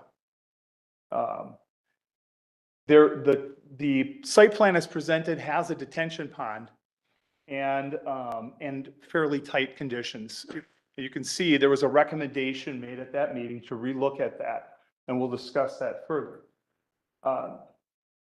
So in 2022, we did plan commission review, excuse me, the plan commission review was delayed throughout the duration of 2022 because of a number of other projects in queue and the comprehensive plan that I was told we had to wait behind because that was delayed already.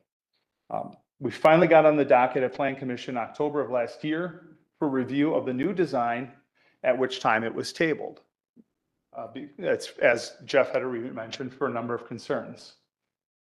In spring of 2023, we initiated conversation again with Jeff, and our conversations, our attempts to meet in person were delayed until May, at which time we talked, and Jeff did state at that time that he could support the project as we had designed it.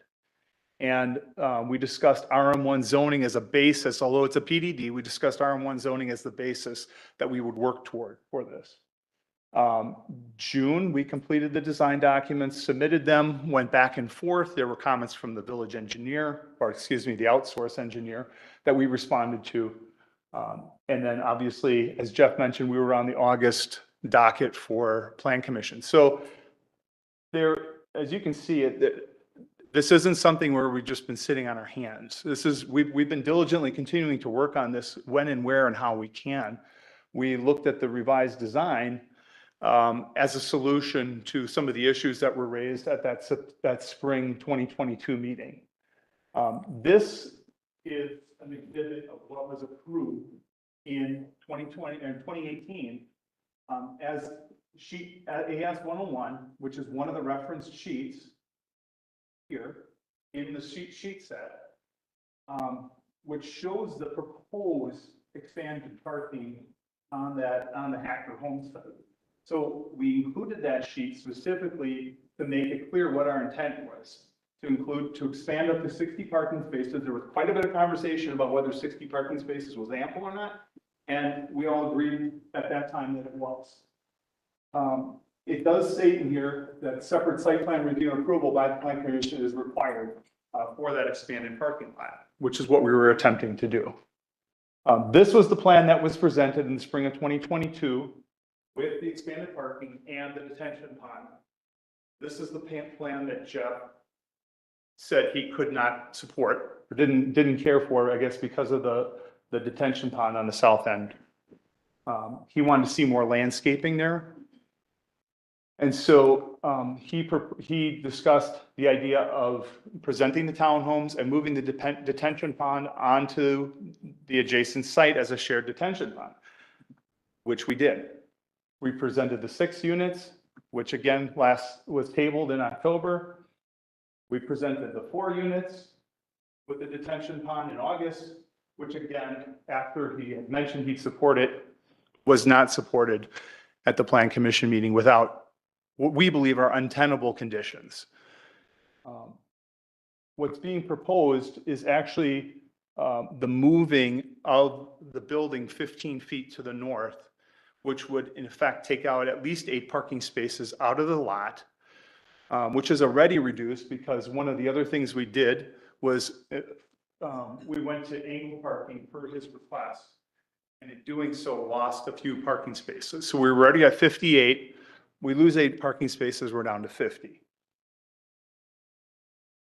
This is a landscape plan. I'm just putting it in as an exhibit. There was comment made that we were showing landscaping on the right of way. There is no landscaping shown anywhere on this landscape plan that was presented on the right of way, just for clarification. This was a letter we were requested to submit that explained the variances from RM1 zoning, which we did. So the disputed condition is this 15 feet, taking the parking out of the other area. And I think what's the further concern I have is in line with the 2050 plan is this is inside of a district. This is inside of what's supposed to be one of the 5 areas noted in the 2050 plan for higher density, with the sole purpose of reducing density across the rest of the village. So and as Jeff had already acknowledged, traditional neighborhood development and traditional suburban development, suburban sprawl, they don't work well together. So there's a decision needs to be made is what is this district going to be? So this is the district. It doesn't end at our property. There was a misunderstanding, I believe. Mr. Retzoff agreed. He thought prior to the meeting for Plan Commission last month that was the last property in the district.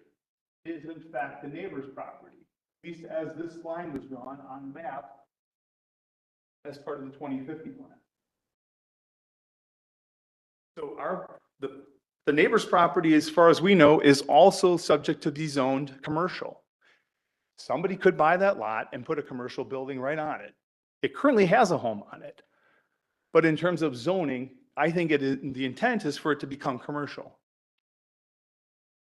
This is the building as it's currently designed. We're 24 feet off the south property line, 72 feet away from the neighbor's principal home, as it existed prior to when he built it. The garage was 12 feet off that property line for a total of 36 feet. It's been portrayed that they're on top of each other. There was comment made for that. They're not on top of each other. This is an image looking from the south, or from the north looking south. So the townhomes and the neighbor's property are both looking across the street at the industrial building. The intent is really for these two to serve as bookends around the parking lot, which I think they do a nice job. And this is the view from the south. This is the neighbor's property. Some of the existing trees that he's got there, which obviously are staying and are being respected, and some additional landscaping that in this, we're proposing. And that's a little bit of an aerial view to see that a little bit more. We're more than happy, and we've already talked, these neighbors have been very pleased with the arrangement of the fence and landscaping on the west property line, and we're planning on continuing that fence and that landscaping along the west side. All we're asking is to have same consideration on the south. Fence and some landscaping. We've already initiated conversation with the neighbors to the south, and they seem agreeable to meeting and discussing that. So we're either asking for condition 3 to be struck in its entirety or for it to be amended and redlined so as to allow the conditions as designed to stand. Again, the benefits of this, a few $1 million of construction costs, obviously getting this thing done, which increases tax base, the addition of the restaurant, the addition of housing in the village. It's only 4 units, but again, we've been hearing from people, they're looking for alternative housing solutions in the area, including at the county supervisor or county executive's listening session. Remediation of a blighted and potentially environmentally contaminated site, which was brought up last at the Plan Commission meeting, that because of the gas station being there, there's some suspicion, and we've had a phase 1 environmental done on the site. There is some suspicion that there's some secrets on the site. So needless to say, us getting this project done will help clean that site up. Implementation of the 2050 comprehensive plan, particularly in the Victory Center corridor, and then a catalyst, hopefully, for further development in that corridor. We've talked to other property owners in that area. They've been waiting to see what's going on with this. They'd like to continue the development of their sites in the area. So that's with that, I guess I'd like to turn it over to, I guess I'd ask for your support and your approval of the project with either condition 3 removed or condition 3 redlined.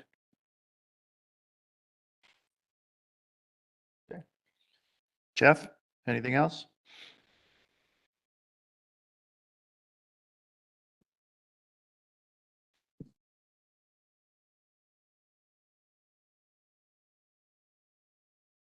No, I think that pretty much summarizes where we're at. The Plan Commission recommendation is to approve the project, subject to basically shifting the building further north slightly and expanding the landscaping and buffering along the south property line. And clearly, the developer objects to doing so. Where's the brownfield? The possible brownfield in regards to that red outlined area? Is it between the Coburg Junction and where the house is, or is it to the south of where the house used to be?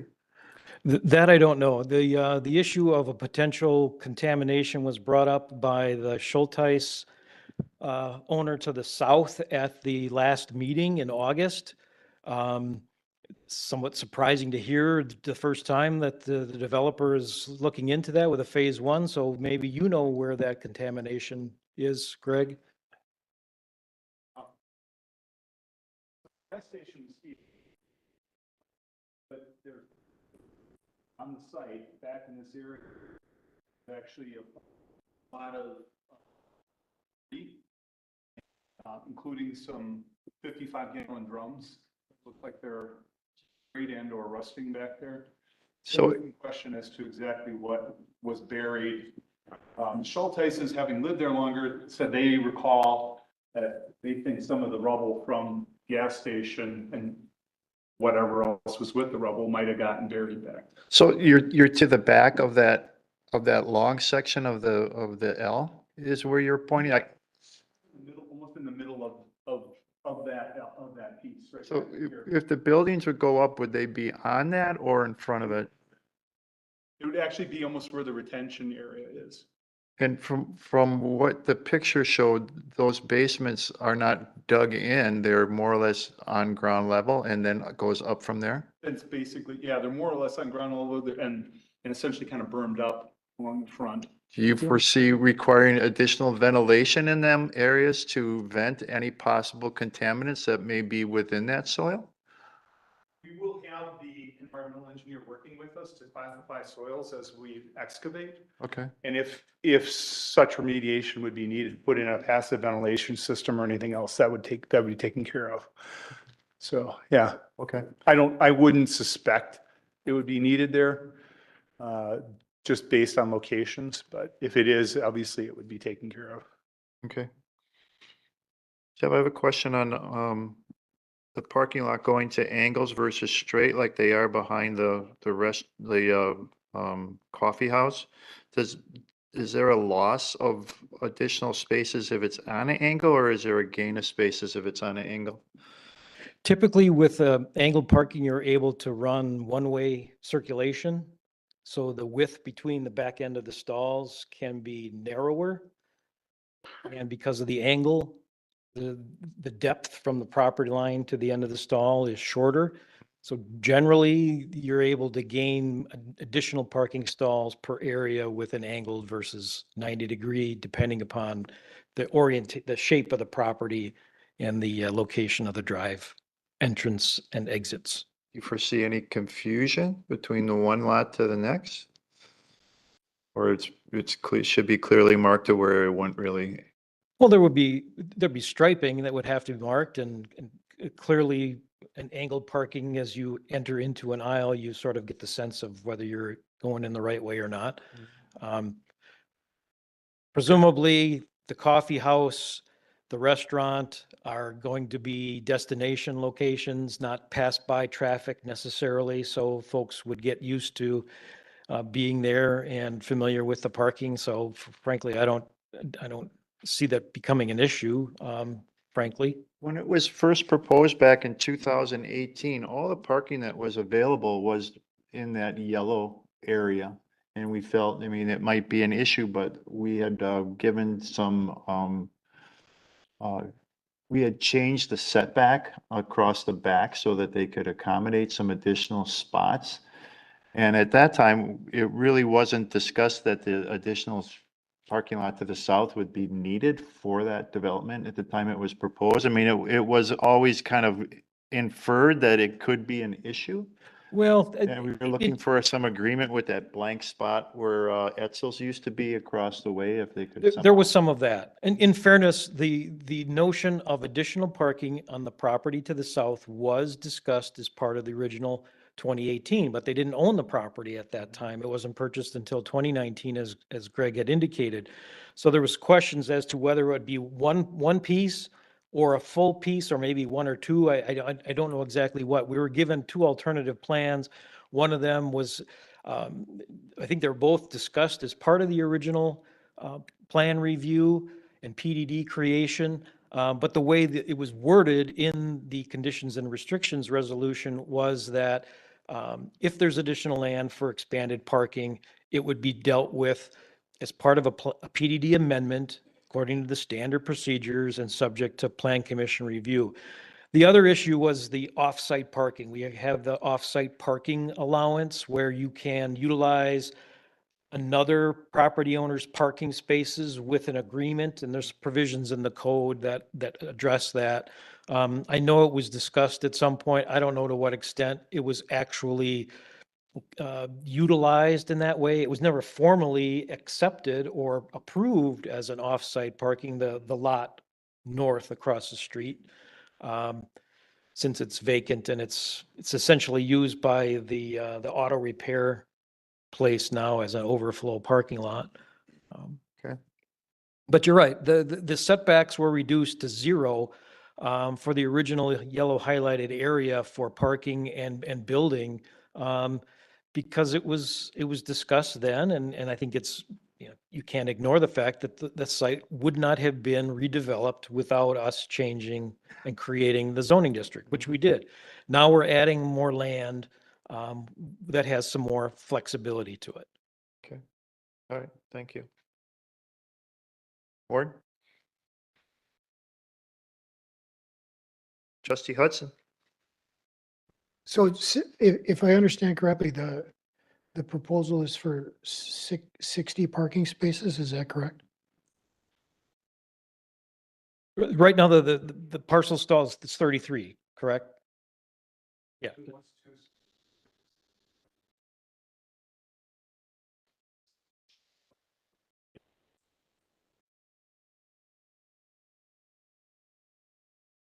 Is it on? Okay.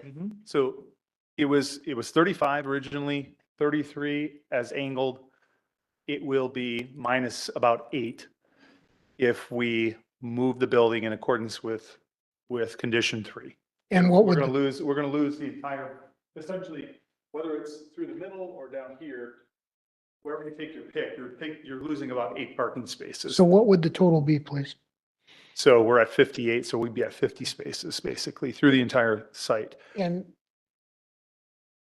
could you please tell me a little bit about the restaurant? How big is the restaurant? Seating for how many people? Is it? I believe it's about, depending on how we arrange it, it's about 80 to 90 people within the building. Then we've got the portico, which could seat probably 30 to 40 people in the portico, which, as Jeff mentioned, is the space between. Yep. I'm familiar with it. Patio itself. Obviously, the patio could have more tables and chairs set out on it than it currently does, and food service provided out there as well during weather, allow weather that would allow such. So you're talking about like 120 plus seats in that, not to mention the patio, right? And a staff of how many, please? A staff. Yeah, how big staff? I've got a restaurant operator who's going to be operating the restaurant itself. And my guess is it's going to be probably at least a half dozen or more, depending on when that's in operation. If So it's you on a lose- Friday or Saturday night, it's probably going to be more than that. You lose 6 to 10 immediately just for staff alone. Correct. I mean, we've been fortunate that Rick Weissman has been very, understanding and allowing us to park staff and other people across the street in his lot.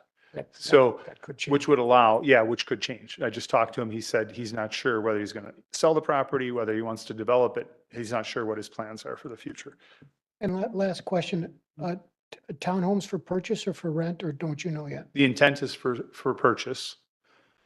And with our goal would be is obviously to have them for sale and put a deed restriction in, which would not allow them, which would require them to be owner occupied and not allow them to be kind of covert rental. So, i.e. purchased by somebody and then rented out, i.e., or Airbnb or whatever the different things people are doing with properties nowadays. We'd want to see actual residents in the units. Thank you. And then the last thing I'd like to say is I also stopped by independently and spoke to the residents to the west of that. And they were very complimentary to how you addressed their concerns and how flexible you were working with them. Thank you. Trustee Jan Miller. I have a question about parking as well. So, the parking is angled and, but I'm not hearing a definitive answer why it's angled. Why is it straight by the coffee house and now why is it angled, for the restaurant? What's the purpose? Ideally, to create room for more parking stalls. If the developer feels that they could get more stalls out of a different arrangement, they could have proposed that, which was the original proposal.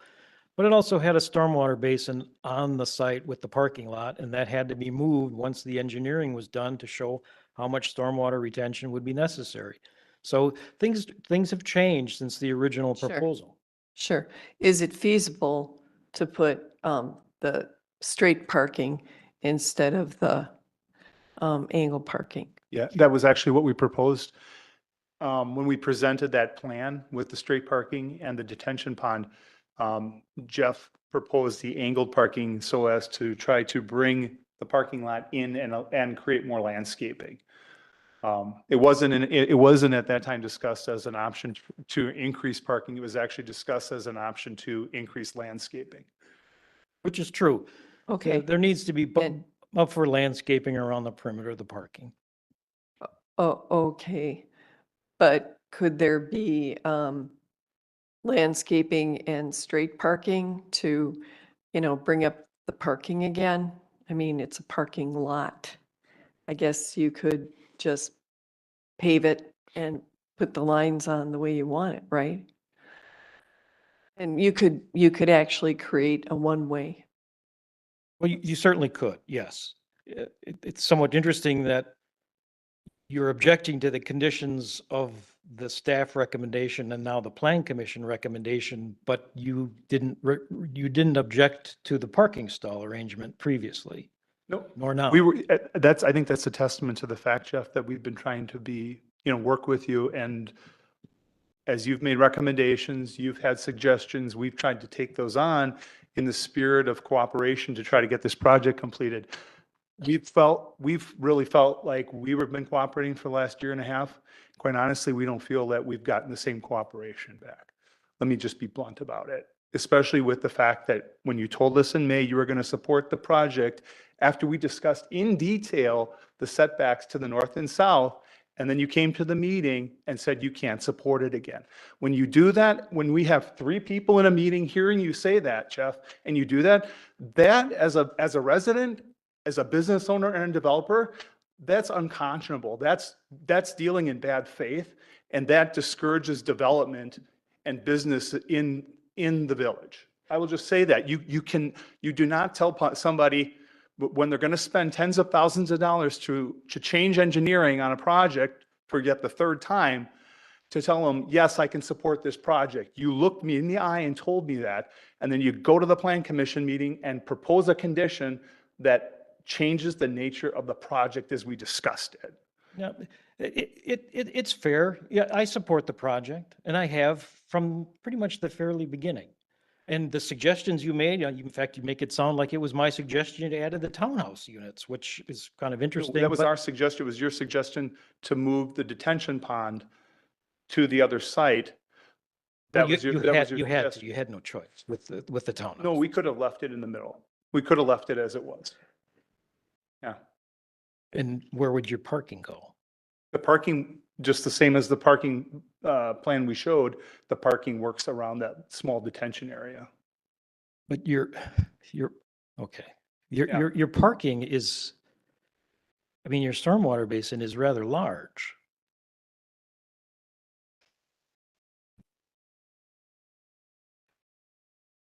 Who's gonna click? I mean, this is the 6-unit proposal with the stormwater basin that you can see in the back. Yeah, on the site. There was one with it on the south when it was just the parking was proposed. Right. It's different now, What's that? 90-degree parking? Yes.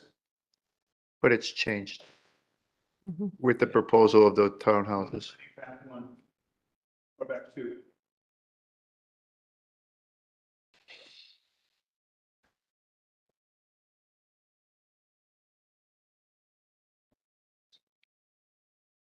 There. So we have straight parking, small detention area here. It was engineered, it worked. It met stormwater requirements. Under that development. Not when you include the townhouses. You though. include the townhouse. No, and we were, the townhouses were met, I mean, we were trying to work with the hackers. They couldn't sell the lot. We proposed it as what we thought was an amenity to the village, to create some townhomes there. If it's a choice between what was presented to the plan commission and moving the building 15 feet and hacking 8 parking spaces out, or going back to this is what we're not doing what was proposed. We'd scrap it, leave the townhouses alone, leave the contaminated site alone. We'll come back and ask to just build this so we can get the parking we need and get our restaurant done. The two have become inextricably linked because of all the interlinking of the detention pond and everything else. So we've been carrying them both forward, trying to get this approval. And now we're stuck with what we believe is a bit of a Frankenstein. That's what it is. We're trying, if we have to go back to this lot, that's what we'll go back to. And leave the townhouses, the site alone. I think anybody's questioning the townhouses. I think the question came from the parking lot and angle versus straight to start. So I don't think anybody has said anything so far about an issue with the townhouses. It was more of a question about the angle parking to the straight parking. And I don't think anybody's touched the 15-foot yet as part of the discussion, or made any motions at all to approve it or to change it. So I think we're still kind of in the early phase, and I don't think we need to make declarations to say we will or we will not make the townhouses. Let's see how it goes forward and with the proposal as it's presented currently. Trustee Baum. Am I allowed to speak or not? That's your choice. So just to be clear, Robert's rules say if you want to abstain from a vote, you can speak. If you want to recuse yourself, you are neither to speak nor vote, right? And I So it's your choice, I guess. Robert's rules. What's that? Okay. I'm just saying, we're, it's very odd to have somebody say, I'm going to recuse myself because of prior relationship, but then speak on behalf, in regard to a project. I have abstained from voting in all matters on this. Mhm. And the abstention allows me to speak. Is that correct? So you're gonna abstain from voting, Correct.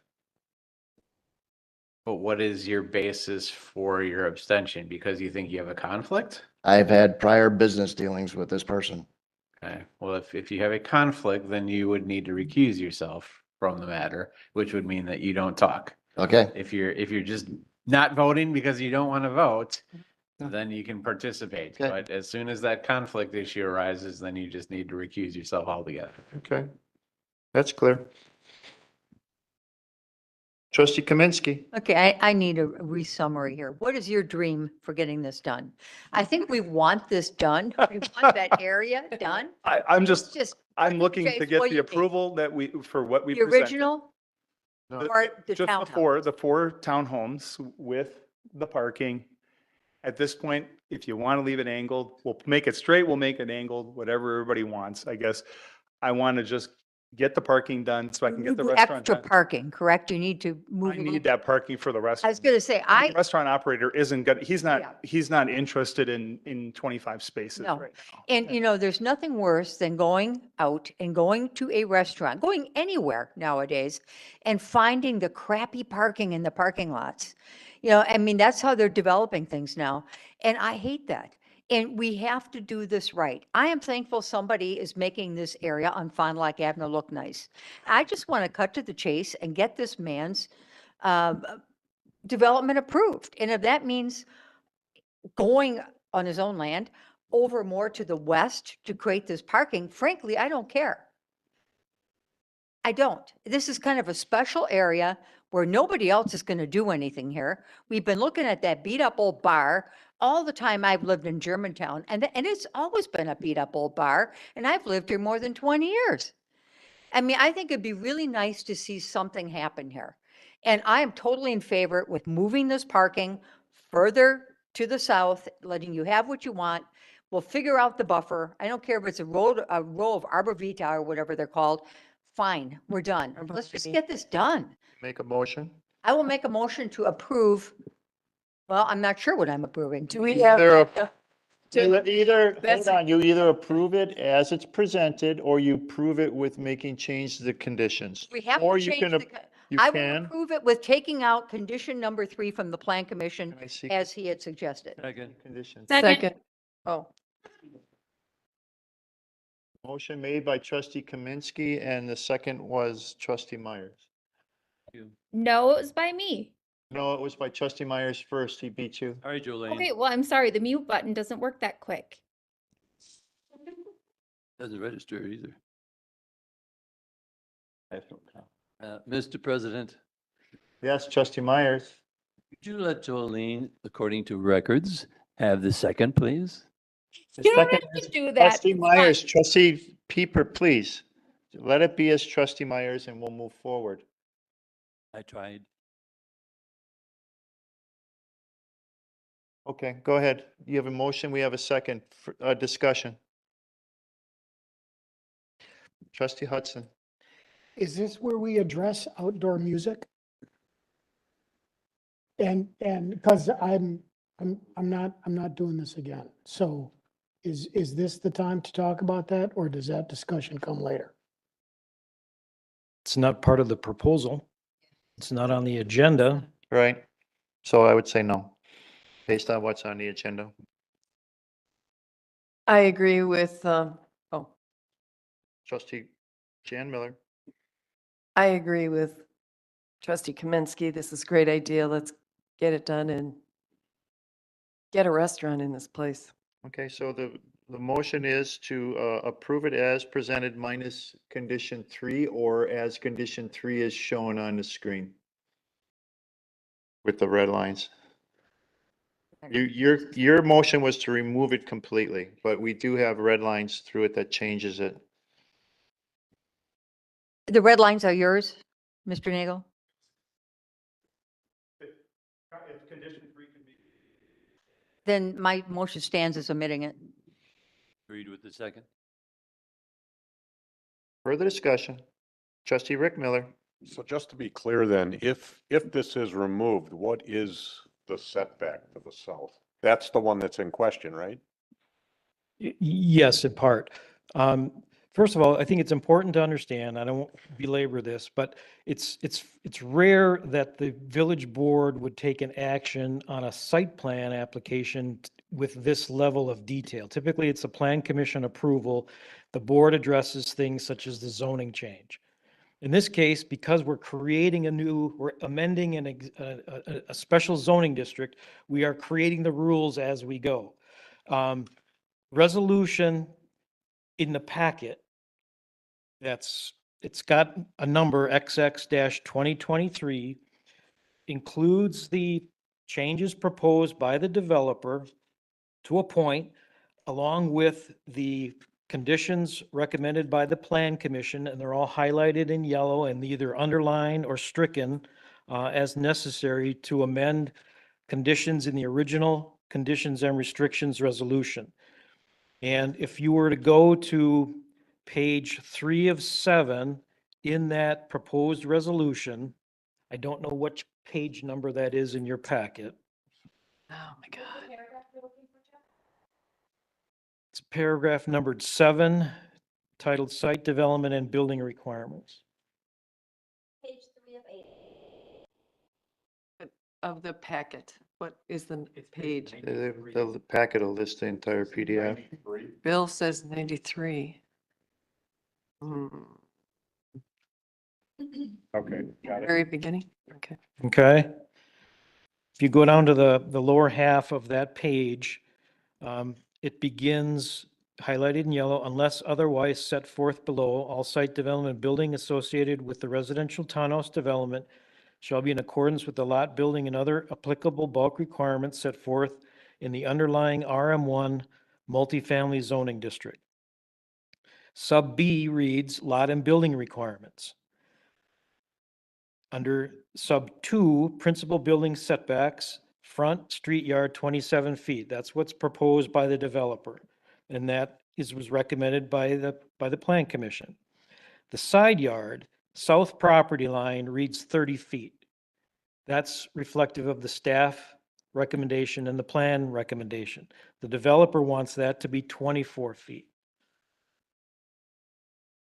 The next change is under the parking setbacks, just below it, subpart 3, where it says side yard, south property line. This reads 15 feet. And then it goes on to read the minimum parking lot driveway setback from the nearest edge of the driveway curb to the south property line shall be 15 feet if a significant landscape screen buffer is installed along the entire length of the paved driveway and parking stall area, or 10 feet if a decorative privacy fence and landscape screen buffer is installed along the entire length of the south property line. So The if developer wants that to read 5 feet instead of 10. Those are what's reflected in that on the screen. If we strike all of number 3, which is on the screen, that reverts back to a south yard or a south property line of 30 feet, right? Setback of 30 feet. No, because the plan commission recommendation has been boiled down, if you will, into these conditions and restrictions in this draft resolution. So really what you should be acting on is this draft resolution with the changes you feel are necessary to keep this project going. Okay. And the developer is saying, instead of 30 feet, it should be 24 on the building setback, and instead of 15 or 10 on the parking setback, it should only be 5. And I see that on the screen here. So is that the proposal? Because you said strike everything. Well, if that's strike everything, that's not the setbacks that the developer wants. And I want to make sure that we're doing this right so that, Make an amendment. Just have an amendment already. Yeah, I mean, and the numbers seem insignificant, but clearly the developer feels they're not. The staff recommendation is reflective of the, we see nice pictures of what things looked like 50 years ago, 70 years ago. Well, there are people there today in the neighborhood who came to the public hearing and expressed their concerns. understood. And these conditions are reflective of the staff and clearly the plan commission, since they adopted them, their concern for creating a little bit more space between a really three-story building and a single-family neighborhood that lies to the southwest. But it boils down to those two changes: the building setback from 30 to 24 and the parking setback from 15-10 down to 5. One more question that's been on my mind about this angle parking versus straight parking. If it would go back to straight parking, could we move the townhouses north to accommodate what you wanted, Jeff? And everything would be good. Well, I don't know. Is that a possibility? I don't know.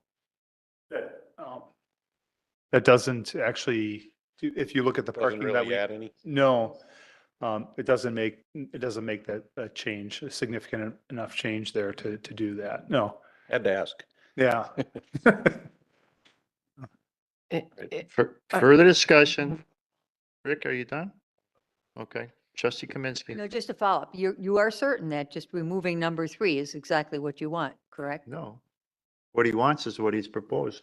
But I mean, what we've taken out is number 3 in the motion that's currently on the Correct. floor. Number 3 is the condition that's requiring, it's making the project untenable right now. Okay. The numbers that are, as Jeff mentioned, the numbers that show here work with what we've presented and as a design. So if it makes everybody feel better, to use the marked up version here, versus striking it completely, that's a decision. I'm not sure what the administrative, the backside of that is.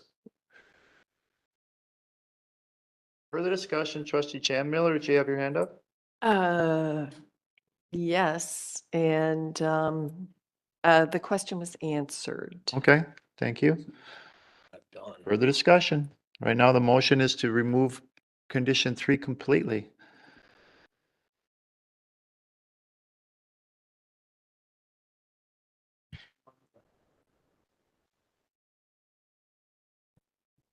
Trustee Hudson? I'd like to amend the motion to include the red line version. As part of condition 3? Yes. Correct. If I might, the challenge is that we're dealing with two separate documents altogether, effectively. You have the number 3, which is what the developer has said, hey, this is the condition that I've objected to. Right. That is an add-on, if you will, to the Plan Commission recommendation that they ultimately approved. That recommendation then gets boiled down into the actual PDD document, which is that language that Jeff was just referencing on page 93. So the trick is that if you just get rid of condition number 3 altogether, then you have a gap in terms of the setbacks under our code actually revert to the underlying setbacks of the district below, which don't work in this case. Yes, correct. And so I think what the motion you're looking to make is a motion to approve or to amend the motion to, instead of eliminating condition 3, to instead modify the PDD document to reflect the changes that are shown in the red line document. Sir, that's exactly what I said. That's your motion, Trustee Hudson? That is your motion to amend? Yes. Motion made by, to amend by trustee Hudson, seconded by trustee Myers. Discussion on the motion to amend. With those changes. No discussion? Trustee Nyrider? No, I don't. Okay. No discussion. All those in favor of the amendment as stated, please say aye. Aye. Opposed? No. One opposed. Back to the motion as amended. Further discussion?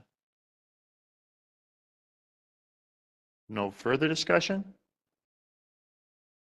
And your motion encompasses the rezoning and also the plan development district, correct? Okay. Roll call vote, please.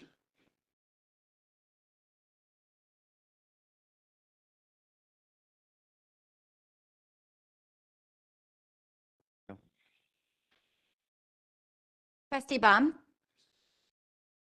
Trustee Kaminsky? Don't abstain, you. Rick Cruz. As for the record, trustee Baum does not abstain, does he? Yes. No, I thought he had to recuse. Recruit. The end result is the same. Right, but whereas- for the record, he recuses. It's, yeah, I mean, he's technically recused. He's not in his seat. Right. Okay, Resume.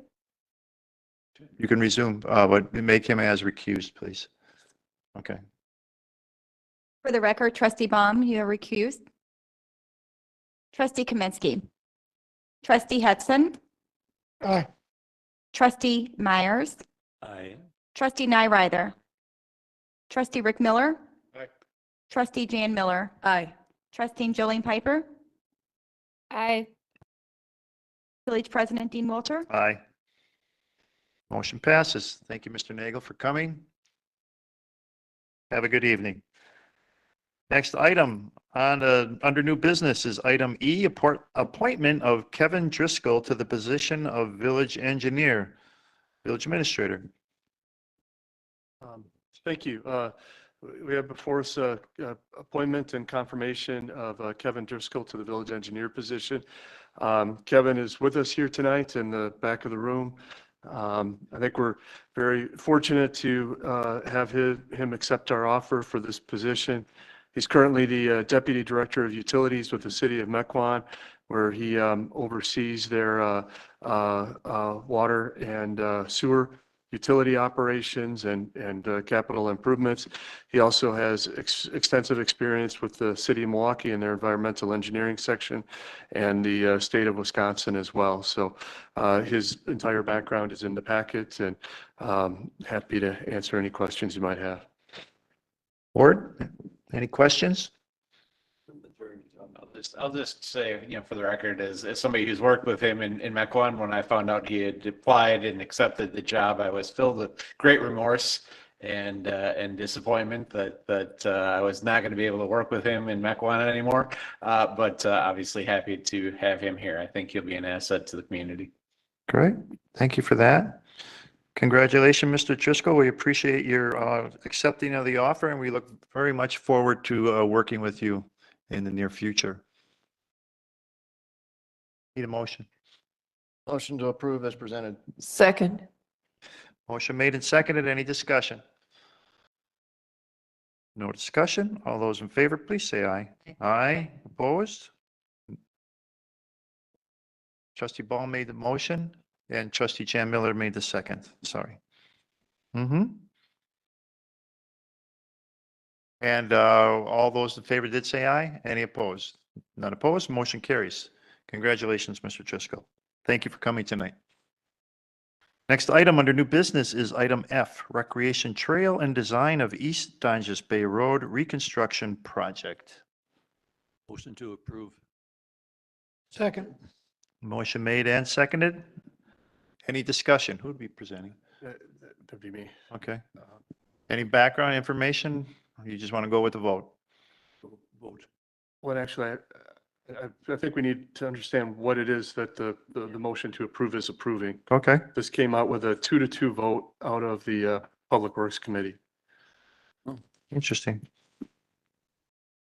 I can provide the background. As part of the DPW new facility, as well as the the TID9 development on Donjas Bay Road. Donjas Bay Road is going to be reconstructed next year. And we have been working with Grafe on the design of that. One of the questions that's come up is how to best achieve the goals of the trail plan that the Parks and Rec Commission has put forward. And I do want to emphasize that is, I think, the goal that everyone shares, is how to best accommodate that. The design that Grafe put forward includes on both sides of Donjas Bay from the railroad tracks on inside the road, depending upon how you count the curb, 5 or 7 foot wide bicycle paths. In addition to that, there's a 5-foot sidewalk on the south side of the road that extends from Washington Street, where the current sidewalk ends, to Donjas Bay. There have been some requests to do 2 things. One is to widen that sidewalk or the path from 5 foot to 8 foot wide, and then secondly, to change it from concrete to asphalt. We did have Grafe go back and take a second look at that. And while I'm talking, I may ask the village attorney if he can get the packet on screen. So there are a couple of slides.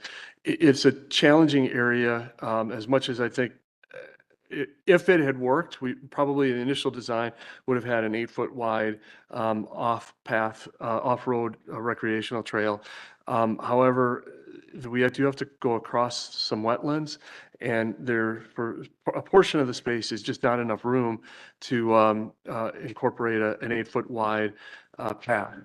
And if you look in your packet on page 239 of 350, you'll see that Grafe went and did shade and blue areas that could potentially be widened from 5 feet wide to 8 feet wide. And that there would be a small segment just to the west of what will be now Town 9 Road, the entrance to the street that includes a DPW facility and the Stonecast new facility. There is a small segment there, but it could not be widened all the way to the curb to the east, and it cannot be widened to the west either. The main section that could be potentially widened to 8 feet wide is east of Town 9 Road up to Donjas Bay. And that section you'll see on the right side of page 239, and then continuing on 240 and 241. So there is a length there that that could be widened to 8 feet wide. The caveat to that is that would eliminate the buffer between the path and the roadway. So whatever path goes in would be completely go adjacent to the roadway, and then going to the south all the way to the change in elevation. If you're familiar with that corner and you've seen the work that's going on, there's a very steep grade that goes from Donjas Bay up to the new F Street / Keller development. So that would eliminate any buffer. There may be some issues during the winter of snow storage if that took place, but it is Grafe believes that an 8-foot path would work on that section.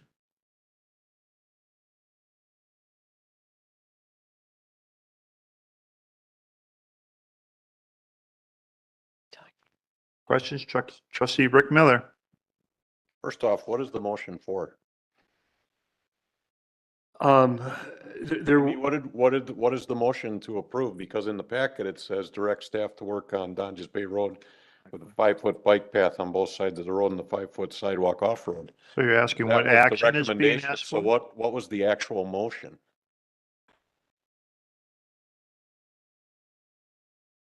Is there a motion? There's no no motion. question No, for the we maker of didn't the have a motion. motion. Right, there's no motion currently. There is, but There is a motion. There is, Mr. President. Dennis There's made- definitely a Oh, it's motion. correct. Okay. And his motion was to approve it as presented? Yes. Okay. And that is approved by the second as well?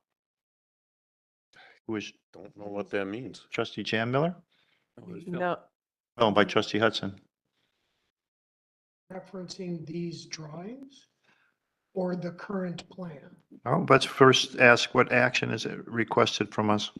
The action that was requested from staff was to approve the current plans. And I withdraw my second.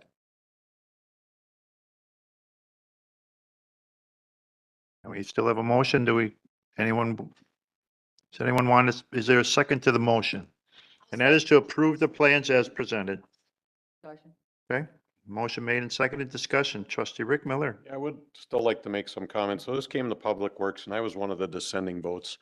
The reason is that this can't be an 8-foot path all the way through. There is sections of it that just is impossible. So it's going to be segmented. You're going to have 5 foot in some areas. You're going to have 8 foot in some areas. We're going from a concrete sidewalk now to a paved path. Definitely doesn't last as long.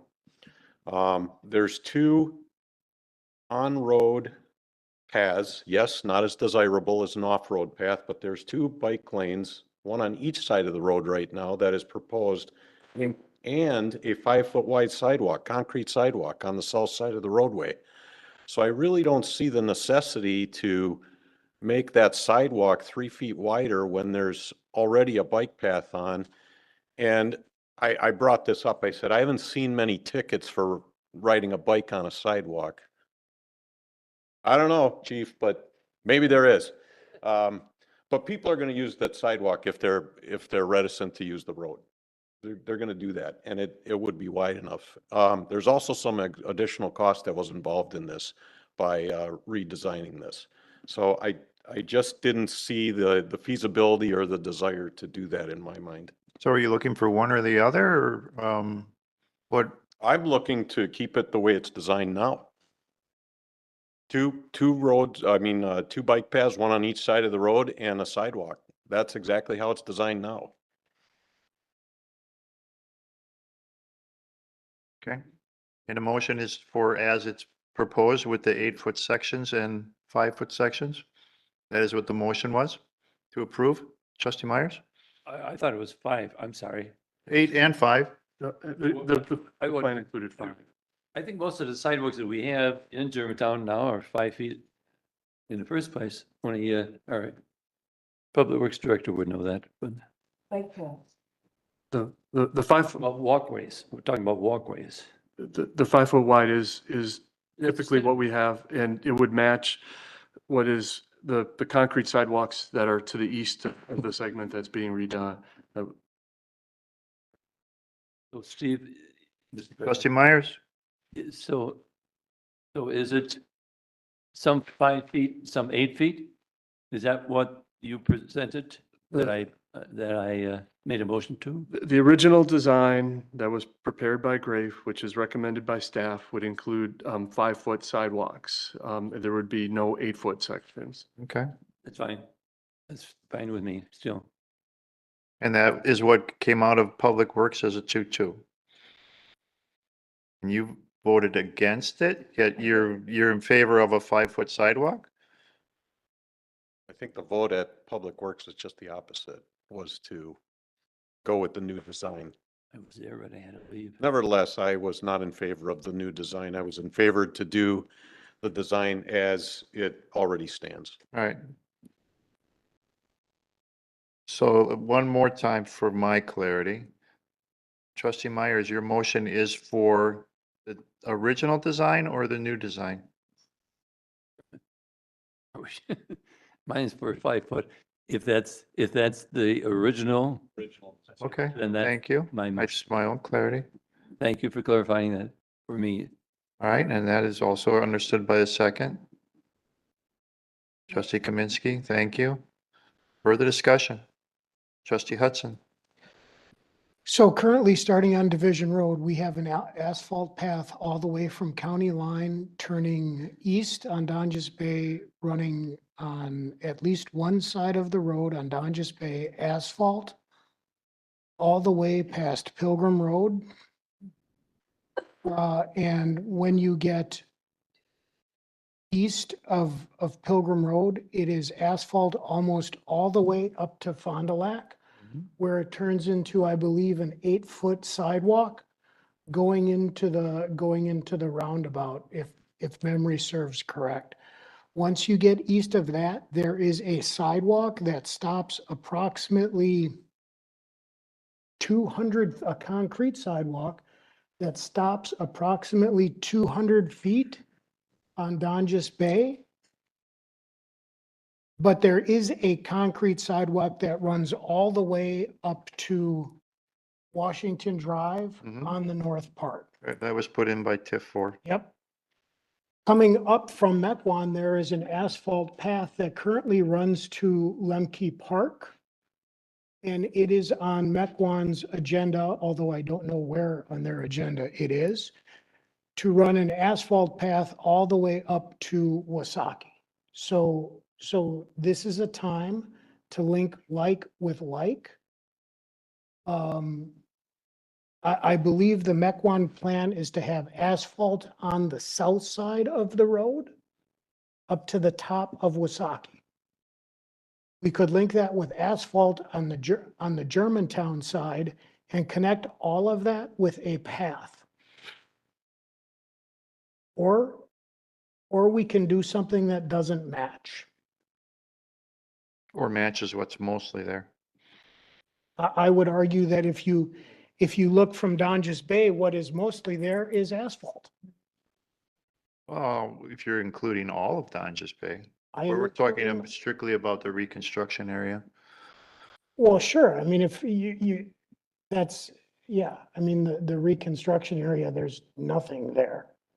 I mean, it's dirt. So this is our chance to link these two trails with like and like. The idea, and I have both biked and run up and down that road hundreds of times.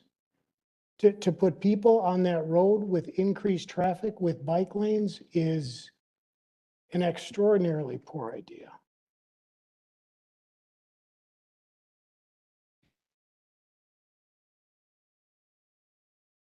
Okay. Trustee Jan Miller. Thank you. If my memory serves me correctly, we had about 4 people write in and say they would support the new 8-foot blacktop asphalt, whatever you want to call it, bike path on Donjas Bay on the south side. And it would be congruent to the other paths that are on currently Donjas Bay Road. The problem that most of the people that wrote in about biking is that when you're biking up that hill, any little area that you get on the side of the road is not going to be safe. So there's going to be a lot of truck traffic. I'm sorry. In the area on Donjas Bay, there's the new DPW, and there are going to be other developments. There's going to be a lot of traffic on the road, more than there is now. And we've got waste management and a lot of other big companies. What's the concrete company? They're on there. ICP, thank you. Let's keep our residents safe. People have wrote in. This is a perfect time to eliminate the little side wings on the road. Let's get the traffic off the road. Let the trucks have the road and let the pedestrians and the bikers use the bike path. I vote for the 8-foot asphalt path. Further discussion, trustee Kaminsky. I also was one of the people voting against this, at Public Works for a couple of reasons, much of which trustee Jan Miller just stated, but this is kind of a legacy project. We're gonna have one shot at doing this. And I know how these things go because I've been on the board long enough. If we don't take advantage of the timing, it will never get done. It's 10 years from now, we'll still be talking about it. And I think one of the things we promised ourselves is that we're going to try to get this interconnected trailway system of walking and bike paths throughout the village. And this is where the whole world is going. Well, it has to start somewhere. And I get it. Where's this money going to come from? Now, at Public Works, it was not a significant amount of money when we talked to the engineer. I mean, I was expecting her to say 50 grand, but it wasn't. It was significantly less. And yeah, so I'm thinking it might be worth, I still think it's worth exploring. However, I don't want to hold up the DPW project. So now this is maybe a stupid idea, but why don't we go ahead and do the north side of the street, which is the sidewalk, and that's where the DPW thing is. Just get all that done. I'm just saying you could. And then at the same time, because it's going to take longer to get the asphalt path in, because we have to be aware of any wetlands, any property we might be crossing, things like that. That might take a little more research, and I certainly don't want to hold up the DPW project. But that's just a thought. But either way, I'm not going to vote for the 5-foot walkways at this time. I think we need to I'm move confused. towards the future with this. I thought that's what the motion was. I asked if the motion was for the 5-foot sidewalks or for the combined 8 and 5, and Dennis said it's for the 5-foot. I want the 8-foot. You seconded the motion for the 5-foot. Okay, all right, so just so I understand. Okay, got it. I'm with you. Nobody wanted to do it. Trustee Baum, If I'm putting an 8-foot bike path in, am I reducing the width of the road to take the 2 bike paths off the road? Why would I not do that? I don't know. It's a good question. If I could, The engineers were already part of this from what we contracted. if I could interject there and say that extend, and if you look at slide 230 or page 238 of the packet, and this shows a part of the challenge here, is you can see on the right side, there's 2 kind of, I don't know what those parallelograms that cross the road. Those are 2 additional culverts. That portion of the road is actually being constructed in the floodplain. And there, because of the wetlands areas there, it's been a very challenging design. And a big part of the thought behind this design was trying to avoid a larger expense to place a bridge over there. And this is a design that was worked on by Grave in extensive conversations with the DNR about what they would approve being constructed in this wetland. If what's adopted by the board tonight would be an 8-foot path that goes all the way back to Washington Drive, we would need to go back to the drawing board on the design and start from the beginning, including approvals from the DNR. We've already had meetings with the utilities, We Energies, et cetera, about relocating light poles that go along this street. There's a very limited space in the right of way. So it may be possible to do that. That's a good question, but it would require a complete redesign of what's here today, and that would be more of an expense than what was that one was mentioned during the Public Works and Highway Committee meeting, which was referring just to changing at the current widths from concrete to asphalt was a smaller dollar amount. But extending it to 8 feet all the way to Washington Drive would require a complete redesign of what's presented here. Trustee Rick Miller. Right, and Julie from Grave who presented, if you look at these diagrams, the blue is the only part that can go 8 feet right now without a complete redesign and approval from the DNR. So really from the entrance of where Our new facility is going to be up to the top of the hill, is the only portion that can be 8 feet. The rest of it cannot without DNR approval over wetlands.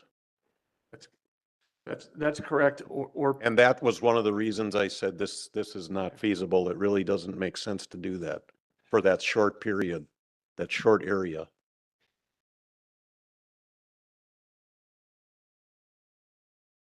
Trustee Chan Miller. You can check me if I'm wrong, but I thought Julie said that the project was at a stage where you could go back and ask for those, whatever variants you would need. I'm not a construction person or an engineer, and keep it moving. And she gave us a number that was more in the $20,000 range, Steve. So this, at the stage that this was in, she thought it was still feasible to bring it back without too many delays. To change from concrete to asphalt for some sections, and there are some sections that have to remain concrete. The crosswalks across the street, for ADA compliance, have to be concrete. Right. But so when she said that, she was referring to changing the 5-foot width from concrete to asphalt, not to increase from 5 feet to 8 feet on the western part of the construction project. That would be a much more substantial change that would have to be made. Well, I think we need a number. Further discussion? Right now, the motion is to approve the 5-foot. No further discussion? Roll call vote.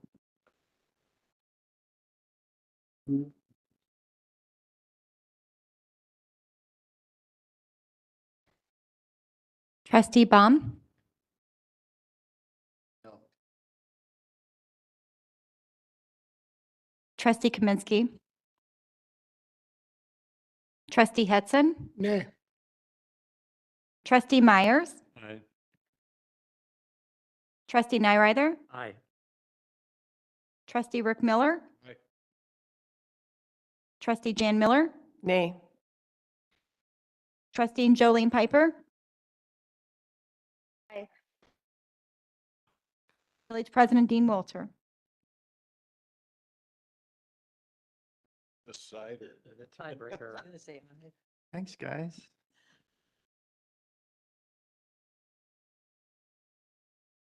Nay. New motion. Word, that's 5 nays. Right, motion fails. 5-4. Alternatives or back to the drawing board? I would like to make a motion, subject to the attorney changing my words around, Here we go. to accept the proposed changes from Grafe as in the agenda packet. I'll second. That includes the 5-foot and 8-foot sections as proposed? It includes the 5-foot and the 8-foot sections as shown, As asphalt or as either asphalt or concrete as shown. Okay. So the blue gets changed Mhm. to 8-foot asphalt, if I'm understanding the drawings correctly. And the parallel line remains concrete. And am I interpreting the drawings correctly? And they are, I believe, and if I could suggest, I think the majority of what's shown here, even the sections that are not in blue, can be made asphalt. The only areas that cannot be made asphalt are those areas where there's that are crossing roads for ADA compliance. So I think you could expand the portion that's asphalt. If I could suggest that, and I think everything to the east of of Town 9 Road can be widened to 8 feet. There is a small section that you see on page 239 to the west of, and I think, I think it would not make a lot of sense to make that small section 8 feet wide when, you know, that's maybe 30 feet long. And then everything has to come back to 5 feet wide to cross Town 9 Road. And there's just one small section there. But if and it's your motion, it's your suggestion, but would be my suggestion. I appreciate the suggestion. I'd like to leave the motion as I attempted to speak it. Okay. And we have a second motion by trustee Hudson and a second by trustee Jan Miller. Discussion on the motion. Trustee Kaminsky. Quick comment. If we would go from 8 feet and then converge into 5 feet for 30 feet, if you've got bicycles going both ways or something, you know, that could be a real pain. I mean, that could be very dangerous, actually. I also agree that it has to be 8 feet. Sorry, Has to be what? 8 feet, as Bill suggested. Oh. Further discussion? Trustee Ball. I think somebody had mentioned we only have one shot at this, and I think we're going about it the wrong way. If we're putting an 8-foot bike path in, I don't think we need 2 bike paths on the road. Now we got 4 bike paths. I agree. I think this design is bad, and I'm not going to vote for anything on this. I think it needs to go back and have it redesigned. At a cost? That's the problem. What's the cost of taking out 2 bike paths on the road? That's the engineering of it that costs something. It'll be a deduct on the price because you're doing that much less asphalt. Is that your motion? Are you postponing? Are you delaying? Are you tabling? What are we doing? Voicing my opinion right now. Okay. Further discussion? Is it part of your motion, trustee Hudson? Because you had stressed making it asphalt, like the most of the majority is to tear what's already up as concrete and put it down as asphalt? Or leave it as it is until it needs repairing? Okay. Oh, yeah, there had been an earlier statement that it should be the same all the way through, so I thought that. The scope of the project does not currently include the removal or Okay. replacement of the existing sidewalk. All right, good. Right. Further discussion? No further discussion? Roll call vote, please. All right, trustee Kaminsky. I just think it's important to understand that, yes, those 2 bike lanes on the road might seem kind of like what are they there for? Because of where we ended up. But it's the evolution of a project. Unfortunately, we had no idea until it comes before us like this. And I still think it's the right decision, and we can keep those 2 bike lanes.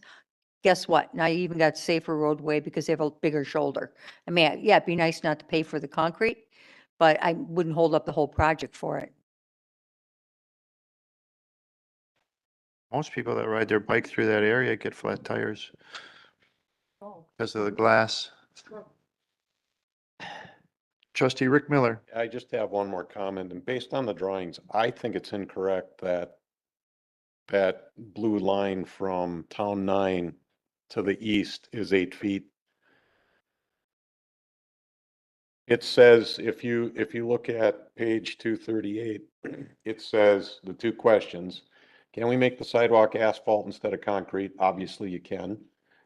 Can the sidewalk be widened to 8 feet? Blue hatching shows locations where the path can be asphalt and or widened.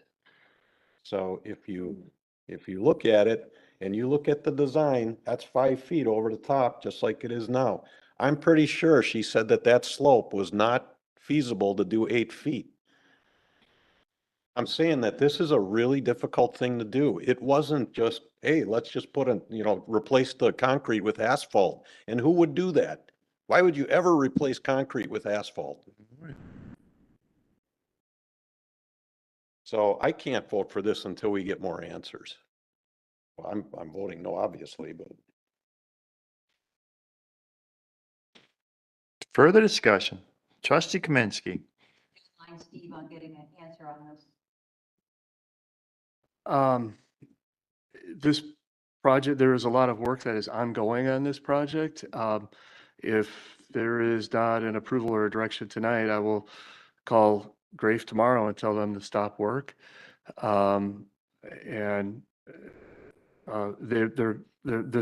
they are in the process of finalizing these designs and preparing bid documents to be released later this year.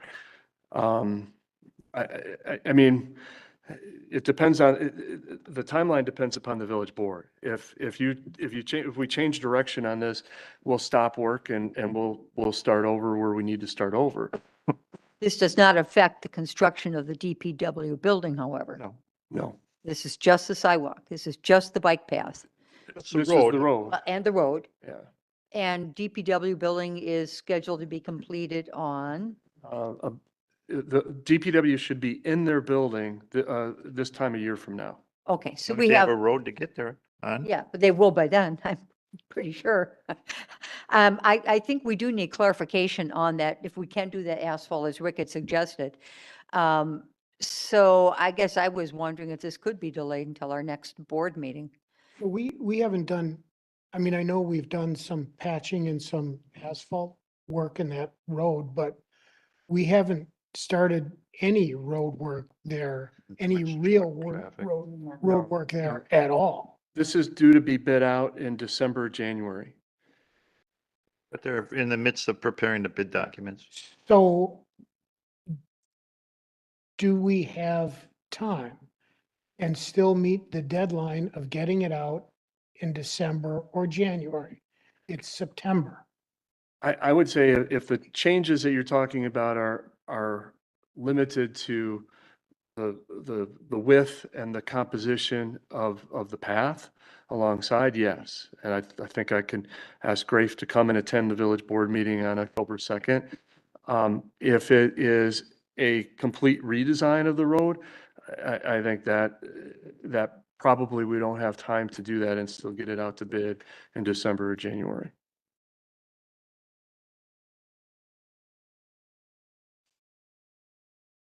Let's postpone it. Is that your motion?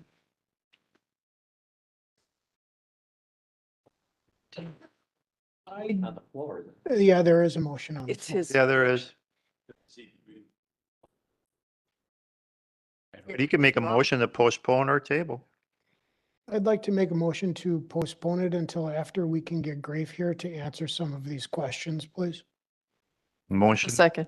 made to postpone, motion made by trustee Hudson, seconded by trustee Jan Miller. Any discussion on a motion to postpone? Trustee Jan Miller. We have a new engineer. Maybe he can take a look at it with We Grafe. Picking it up in the middle, Well, but I'm sure he has input. and his start date is October 9th, which would be after the next village board Yeah. meeting too. Maybe you'll look. This is online. In his free time. Kevin, this is online, so give us a email. Further discussion on the motion to postpone? No further discussion? All those in favor, please say aye. Aye. Opposed? None opposed, motion carries. Back to new business item. Okay. Then we can take, if, entertain a motion to take a 5-minute recess? That's fine. I would like to move that we take a 5-minute recess. Do I have a second? Motion made and seconded. Any discussion? We'll do lengthy discussion, just like the last motion. No, just kidding. All those in favor, please say aye. Aye. Opposed? 5-minute recess. Turn off your microphones, please. We are adjourned for.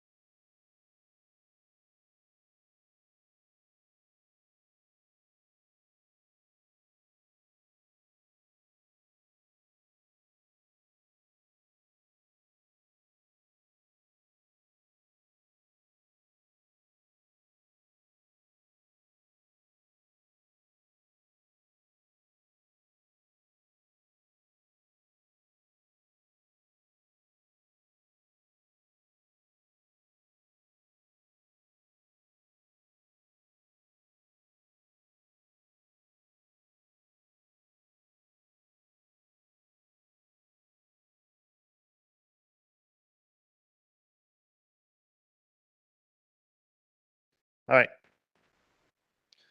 Call this meeting back to order. This now brings us to new business item G, which is the pay adjustments for the highways, parks, buildings and grounds superintendent, the sewer utility superintendent, and the water utility superintendent. Give us some more information, background on this new business item. Once again, we'll turn the meeting over to our village administrator. Thank you. This also was an item that was before the General Government and Finance Committee meeting earlier this evening.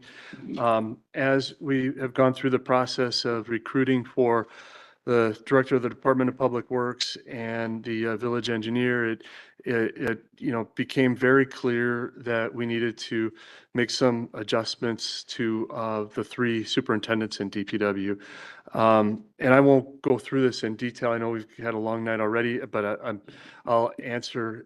We did have an extended discussion at the GGF committee, but I'm recommending increases for all three of the superintendents to bring them close to the midpoint of their the salary range that they're in. And I think given the experience, the skill level, and the quality of the work that the three superintendents complete, that the increase is justified. Motion to approve again, if recognized. Motion made by trustee Myers, seconded by trustee Kaminsky to approve new business item G. Is there any discussion on that motion to approve? Trustee Nyrider.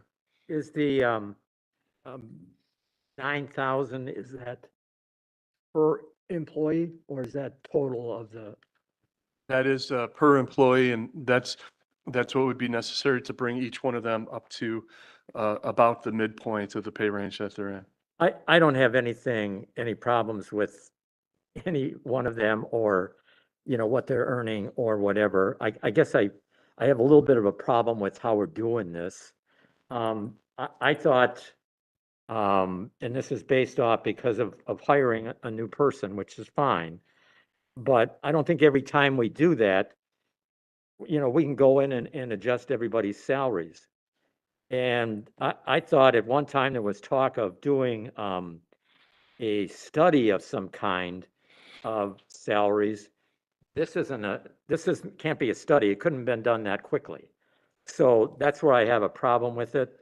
And, we're any type of evaluation done on this in giving the increase as well.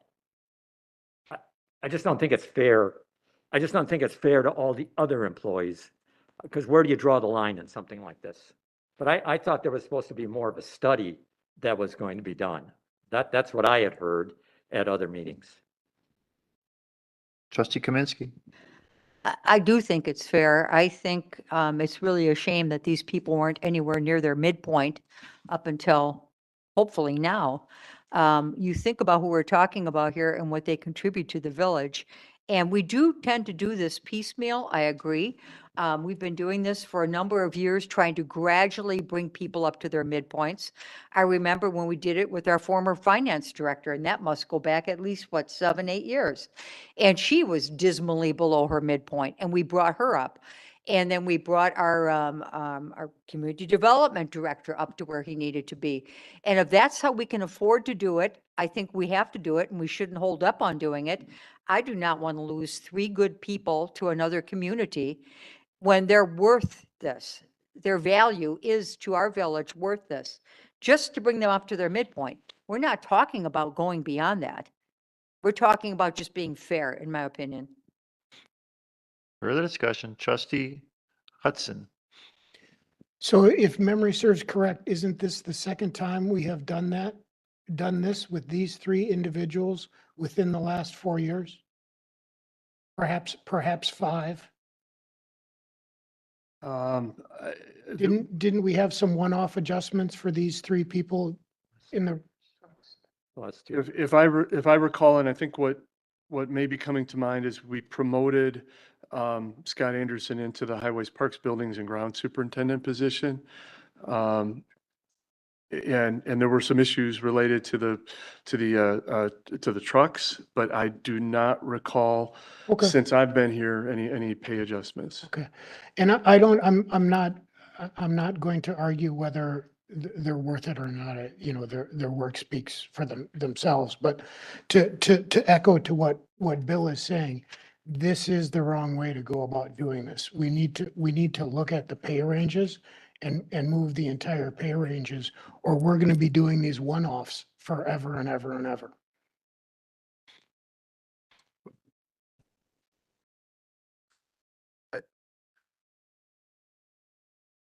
Further discussion? Let me think about that. I think there's two issues within that comment. One is the pay ranges, and we're not changing their ranges, we're changing their wage within their range. So that there's a slight difference.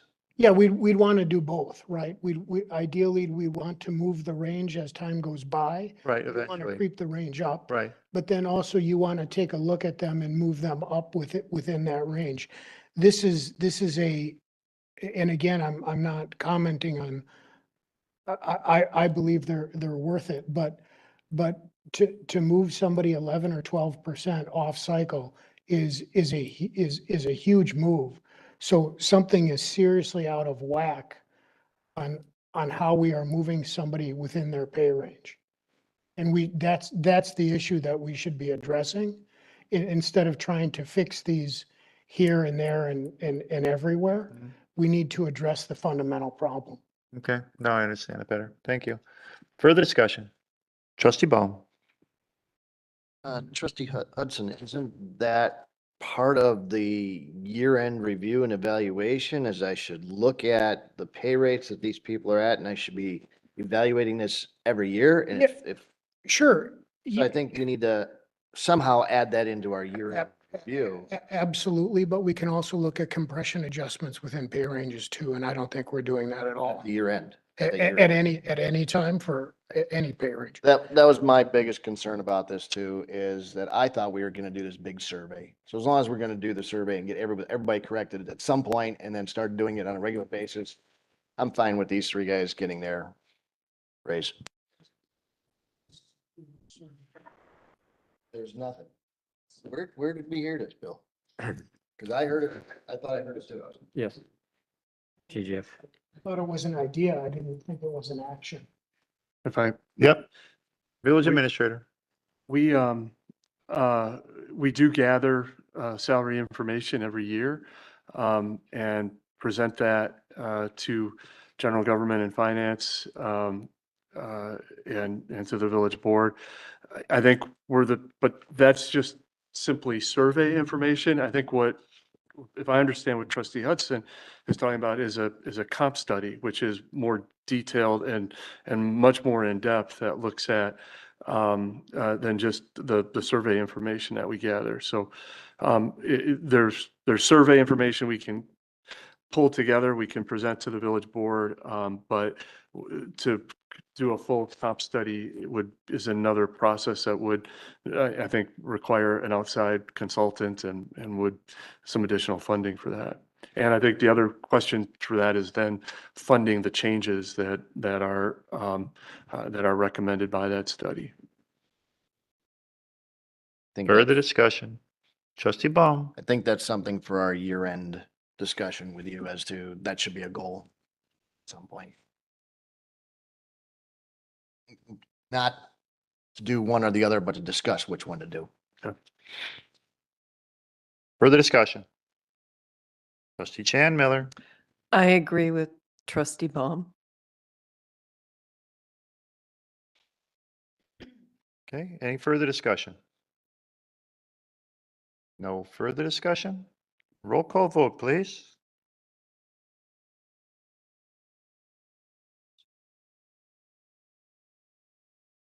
Trustee Baum, Aye. Trustee Kaminsky, Trustee Hudson, Aye. Trustee Myers, Aye. Trustee Nyrider, No. Trustee Rick Miller, Trustee Jan Miller, Aye.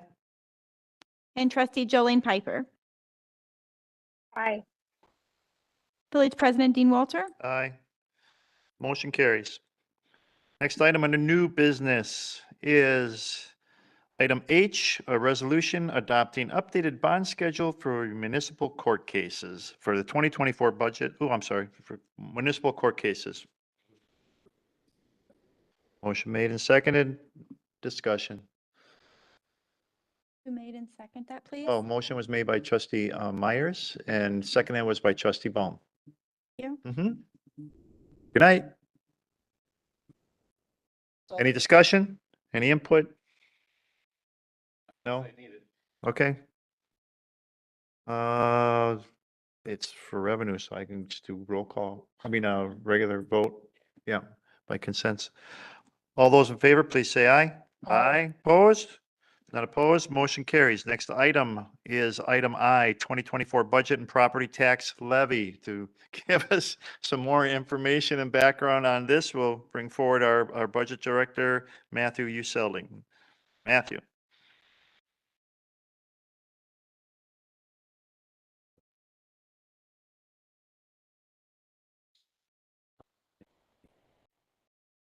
Good evening. Thank you. Before you is the 2024 recommended budget. Following this presentation, what I plan to do is post this online on our website, as well as the two handouts that you were given tonight. In addition, by the end of the day Wednesday, I plan on presenting and emailing out, not presenting, I plan on emailing out and or printing the full detailed line item budget for the trustees, as well as placing it online as the recommended budget. Print it out if requested. Correct. Okay. Print it out if requested. So before you is kind of the budget timeline. Back in June, we had presented an outlook on how the 2024 budget might play out. Then in July through September, staff worked to gather information regarding operating expenditures and revenue and kind of craft that recommended budget. In September here, we will present the recommended budget to the village board. Following that, in the end of September and October, we will have the committee of the whole meetings where the village board will review each department's line item budget and make changes as they see fit. Following the committee of the whole meetings, the budget will move to a public hearing and adoption on November 20th. Like many budgets, there are challenges to the 2024 budget. First and foremost, one of the biggest challenges that the village faces is the increased demand for public safety services, whether this shows up as increased calls for firefighters and paramedics or increased calls for police officers. In addition, we continue to be in a higher inflationary period that are affecting kind of our day-to-day operations. Some of the bigger ones that are affecting the 2024 budget is the state salt contracts, as well as the solid waste and recycling contracts. In addition, the projected expenditures for gas and oil is up in 2024 over 2023. And as always, salaries and benefits make up the majority of the village's budget, and that is always a challenge to ensure that we are accounting for those changes. While there are challenges to the 2024 budget, there are also fiscal opportunities. The assessed value of the village continues to increase every year. We're still waiting on the final numbers from the state, but based on the projections, we are likely to see roughly a $50 million increase in assessed value. In addition, the village continues to see healthy net new construction rates. The net new construction rate for the village for the 2024 budget is roughly 2.97%, which is higher than the previous 2 years and higher than the state as a whole. In addition, the village continues to maintain a healthy unassigned fund balance.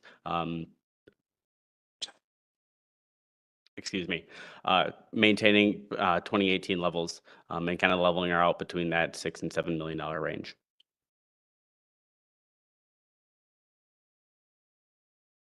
Several budget themes developed throughout the budget process. First and foremost on the village's mind is controlling the tax burden for its residents. In addition, we continue to fund critical infrastructure throughout the village in the 2024 budget and address some concerns regarding employee compensation. The 2024 recommended budget contains an increase in tax levy of roughly $167,000. Now, this takes into account the net new construction that the village received, less any net new construction as a result of the TIDs.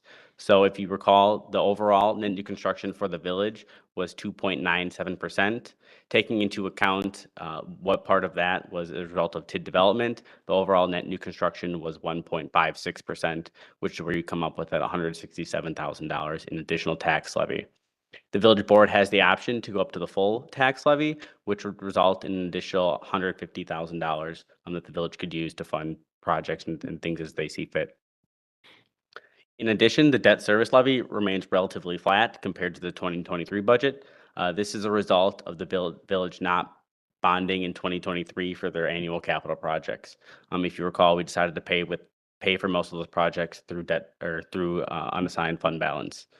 So typically, the village would see roughly a $300,000 change in the debt service levy, but since the decision of the village board was not to bond for those projects, we didn't have that in the 2024 budget, and as a result, you have essentially a flat debt service levy. Combining the general fund levy and the debt service levy, we are projecting about a 1.1% increase to the overall tax levy.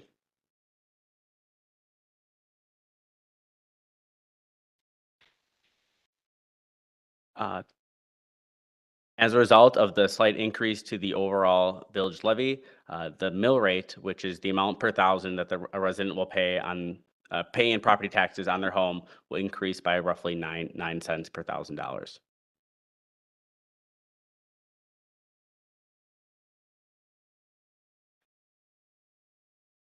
The 2024 budget continues to fund critical infrastructure for the village. The capital plan includes $1.5 million allocated for road paving, $250,000 for seal coating and crack filling, as well as $700,000 still available through ARPA funds for road works.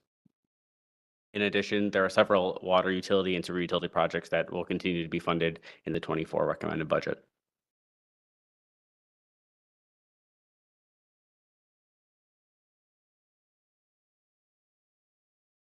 The 2024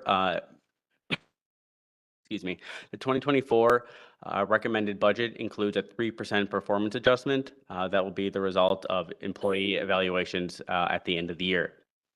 In addition, the budget included the increase to public safety staff salaries as approved earlier this year by the village board, as well as proposed adjustments to the public works management that were approved tonight. In addition, the 2024 recommended budget assumes a 3% increase to health insurance premiums.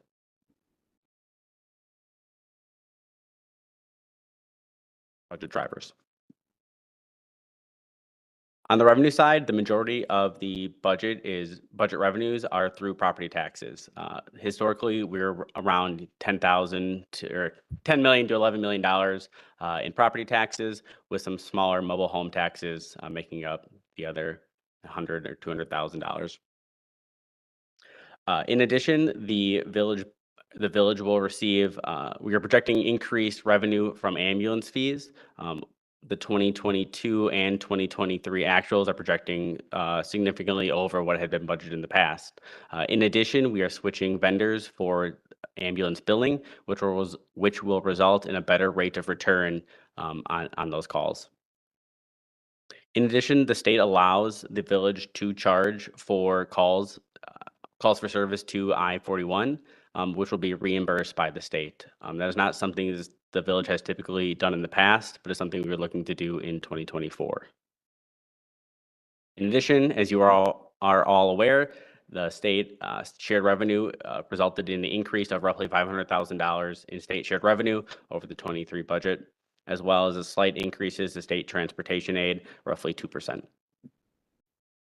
In addition, one change to the 2024 recommended budget is a projected decrease in development activity, which will result in decreased building permit revenues, being slightly offset by the decrease in the safe build contract.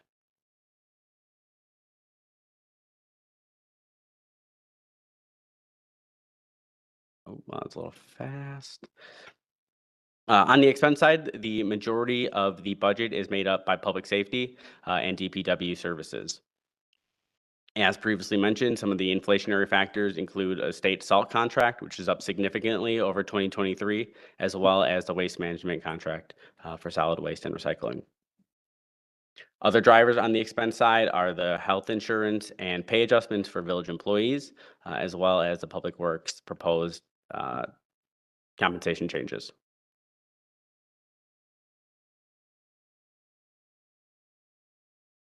Looking at the expenses at a categorical basis, the majority of the village's expenses are swallowed up by salaries and benefits, making up well over 50% of the village's expenditures.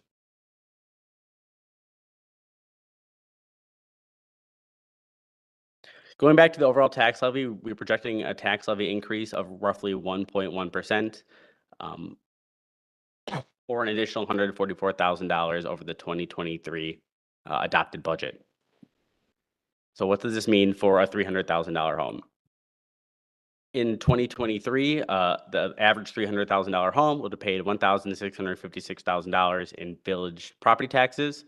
In 2024, they will pay roughly $1,683 in village property taxes, a difference of $27 under the current recommended budget.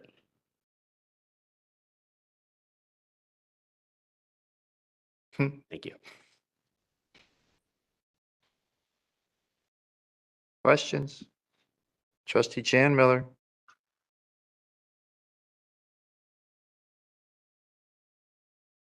So in one of the last slides, you did the 2023 budget mill rate, average home. Is that realistic? We were using 350,000, I thought, in previous years. Historically, based on conversations with the assessor, the average assessed value for the village of Germantown had remained around $250,000. In previous budgets, the village board had asked that I use $300,000. Okay. I'm happy to do the comparison on a $350,000 home or a $400,000 home. The rate would stay the same, so you can do the math. Right. You know, do you take $400,000 divided by 1,000 times $5.61? Who told you it was, the average was 250? The assessor.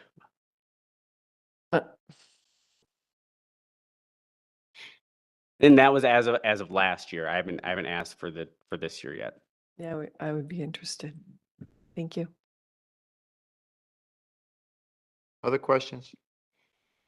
So what you've proposed here, Mr. Director, is a balanced budget Correct. based on the increase of 1.5% levy increase. Yeah, it's roughly 1.1% levy increase. The general operating levy increased, I think it was 1.56%, and the debt service levy decreased by roughly 0.5%. Trustee Ball. What requests from the department heads did you not get in here? Do I see 4 police officers and 12 firefighters? Everything that was on that handout for the proposed changes is what was requested and removed. Correct. I did not include the 4 firefighters and 12 police officers. I can if you'd like. Those dollar values have been given out plenty of times, but I'd be happy to include them on that list.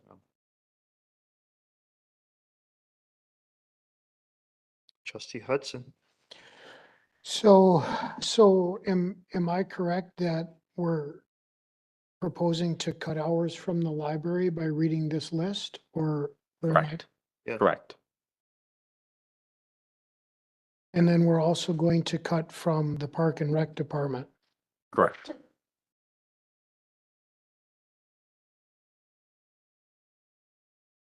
And how much, what is the proposed reduction for our public library, please? Roughly $100,000 from the requested budget. Hours open, please. I don't have the hours open. Sure.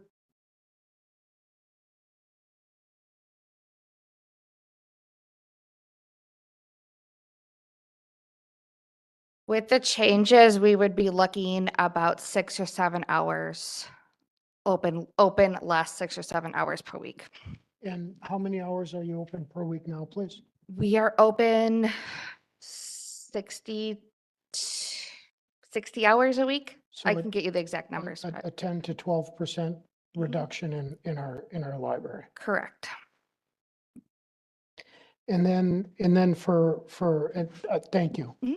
So for the Park and Rec Department, we want to cut a fairly large chunk out of their budget. Did we also reduce the revenue that they're gonna, I think they bring in 1.1 or 1.2 million dollars? They are budgeted at 1.15 million, $1.1 million of revenue.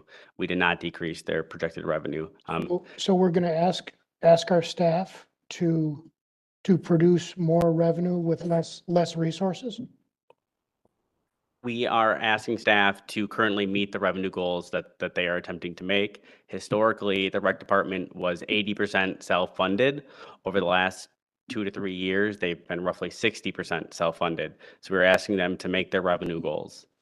And if I could expand on that a bit, what I would add is that there are some places where we have talked with them about increasing fees. They're actually implementing, I believe, at the beginning of the calendar year, increases in the kids club rates. They are going to be looking at some of the other programs, and they're looking to bring in additional money through sponsorships. So one of the strategies is, as we've been having conversations with them, and I think this is something that we can get into in more depth during the committee of the whole meeting, is there are fair number of programs that they operate that take a lot of office staff time to set up, to run, but have a small number of participants and bring in a small amount of revenue. And I think looking at some of those types of programs and seeing if they can redirect that staff time towards other activities that generate more revenue are something that could help to reduce their reliance on the property tax levy to support the programs. And all of these projects that we're cutting out of their budget, they don't need to get any of this done? I'll address that one. I think all of these things at some point need to get done. And I don't think that when staff, whether it's parks or highways, when they put in these projects, I shouldn't say all, most of them are things that need to get done at some point. But when there's limited funds available, those are the types of things that I think tend to be looked at. So we did look very heavily when we were trying to balance the budget at the operating capital items, the non-borrowed capital items. And I think we reduced that. I believe in the request, it was 480,000 and we reduced it to 160,000. And I think that, if there was plenty of money available, probably most of that $480,000 would have been recommended. But we had to look for areas to reduce, and that was an area that we looked to pretty heavily. And then my last question is kind of a procedural one. So I'm on Public Works, I'm on Public Safety, and we got a chance to get a foreshadowing of those budgets in those committee, but I'm also on Park and Rec. And this is the first time I'm hearing or seeing of those numbers. So why does that committee function differently than the other ones, please? And this is open to direction from the board, but what we had each department present to one of the standing committees that consist of trustees and parks. So for example, if Parks and Rec Department needs a contract approved, that gets approved by General Government and Finance, not by the Parks and Rec Commission. So we had Parks and Rec was at the GGF committee meeting this afternoon and presented their budget there. And who made the decision for Parks and Rec to present to that committee instead of the Park and Rec Committee? Just curious. You did? We did. Who's we? Us, Village Board. We asked them to present to standing committees. Standing committees is Public Safety, That's- Public Works, and GGF. Thank you. That's what I'm asking. Thank you.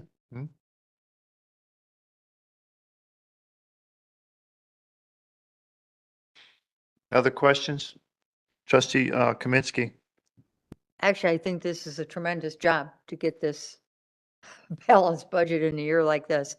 My hat is off to you all for going through the effort. Especially if there are no hidden major things that are going to pop up. Because when we get the detailed budget now in the next couple of weeks, we can go through it ourselves and see, hey, look, maybe I want to swap this for that. And then ask those directors or whatever if that would work, and maybe not. I mean, I think there's so much work that's gone into this already to get it to this level in a year like this. And we knew this was going to be a tough budget year. We've been talking about it for the last 6 months. And so this may be the year we have to live with these cuts. And yeah, they're not going to be pleasant, but this is what we got this year. And I think we just have to come to that realization. I think you did a great job. Trustee Jan Miller? Okay, this is a preliminary, correct? And we get to go to the cow meetings and, Go so through each here's- department, yes. yes. So I have the same question that trustee Phil Hudson had. You know, the library cutting operating hours makes me crazy. So I'm just saying that there's got to be a better way. And you're looking at $100,000 in cuts in the public library. And I went up to buildings and grounds, and please correct me if I'm wrong, but I'm looking at about $100,000 as well. So you're telling me, what is the budget for buildings and grounds on an annualized basis? I don't have the sheet in front of me. It would be on one of those handouts. I'd guess around $1 million. I don't have it in front of me. Around what? Yeah, 1,052,000. 1,052,000. A million. Roughly the same as the library. So you're telling me that all departments had a 10% cut? The majority of departments had significant cuts. Highway, parks, buildings and grounds had roughly a $500,000 cut compared to their requested budget. So those three departments on the whole had larger cuts than many of the other departments. Because they have higher Why? budgets. Why? Because they have higher budget costs. They have more personnel, they have more equipment, they have more projects. Well, when you're taking service away from the public and open hours, I don't think that's going to go over well. All of this takes service away from the public. The restanding of courts takes service away from those that play tennis. The removal of No, they just, asphalt paving takes service away from those roads that were going to get done in front of somebody's house that needed to be done. The Dinesville drainage and concrete takes service away from the park users in areas that continue to be wet and unusable after heavy rain. I mean, any of these are all service related to the customer, which is the resident. Every one of them. well, I would disagree because they're not replacing everything. We just looked at a sheet and it said there was 1.5 million for roads, 250 for other surface, 700 already in the ARPA funds. Which were designated by this board. I understood. So if you don't like it, we can be changed during the budget process. If you want to change I'm the making- designation of ARPA funds, that can be done during the budget process. Okay, I'm making a statement and I'm trying to show you an example how I feel this is unfair. Because it's not 10% across the board, it's pick and choose.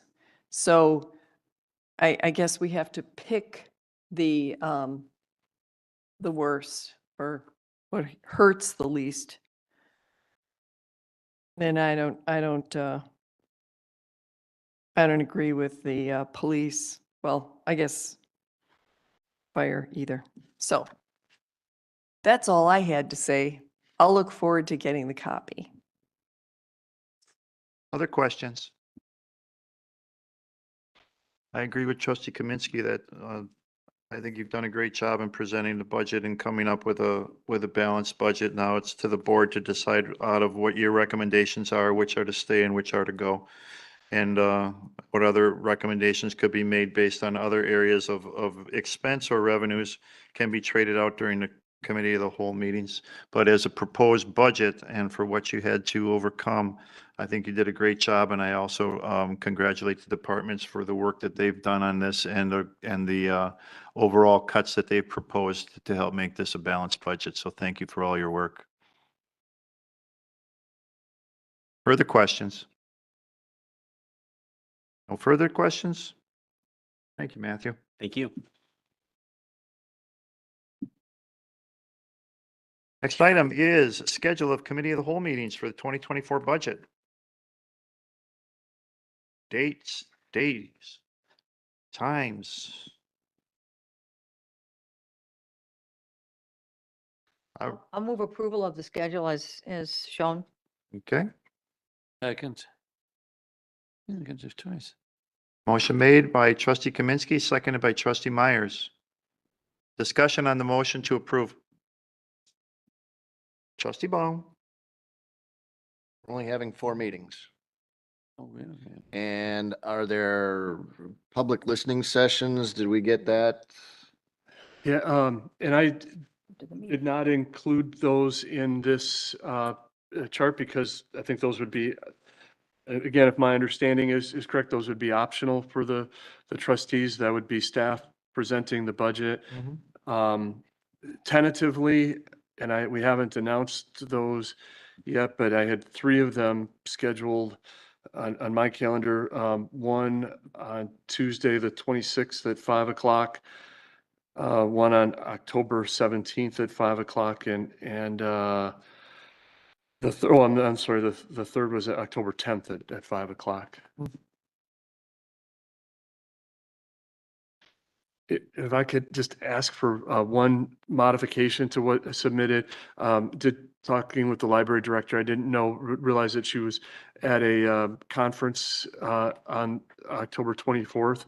So if we could maybe move the library with the public works budgets, then we could make sure that she was available for that. Sure. Trustee Nyrider. You want to, and I think the public listening sessions are good, but 5 o'clock is really a tough time for a lot of people to make it, and I know, you make it later and involves everybody, but is there at least one of those nights where we could make like a 6:30 or Sure, 7, sure. something like that? And that's good feedback. I'd be happy, I could move maybe one of them to 6:30 or 7. I also had a thought, I don't know if having one of them during the day would be more convenient for some people. Maybe one during the day, one at 5 and one at 7. Do it at the day at the senior center. Yeah. Get everybody there. I think I agree with trustee Nyrider that you need to go later for the general public. 6:30 or 7 for a couple of them. 5 o'clock's dinner hour. Further discussion on a motion to approve. Do we have another date other than, you have 2 days back to back, 24th and 25th. And we've got, I don't know, 10 days between the September 26th and October 17th. Can we get something in between there? The way that I selected these dates, I did that doodle poll. I believe 6 of the trustees responded to that, and these were the dates that all 6 of those trustees who responded were available. Okay. Further discussion? No further discussion? All those in favor, please say aye. Aye. Opposed? Not opposed? Motion carries. Next item is item K. Ayler's TID presentation, update by Phil Cozen, Village Administrator. When this was requested to be added to the agenda, I did reach out to Mr. Costin at Ayler's and they were not available to be here this evening.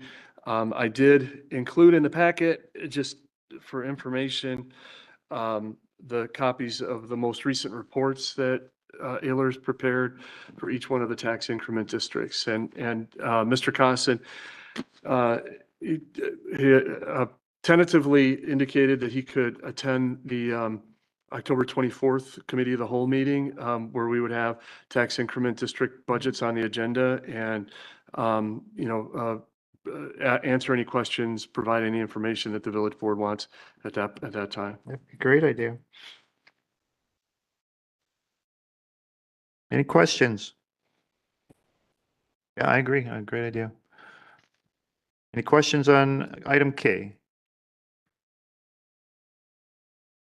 Next item is item L, Ayler's water rate presentation update by John Cameron.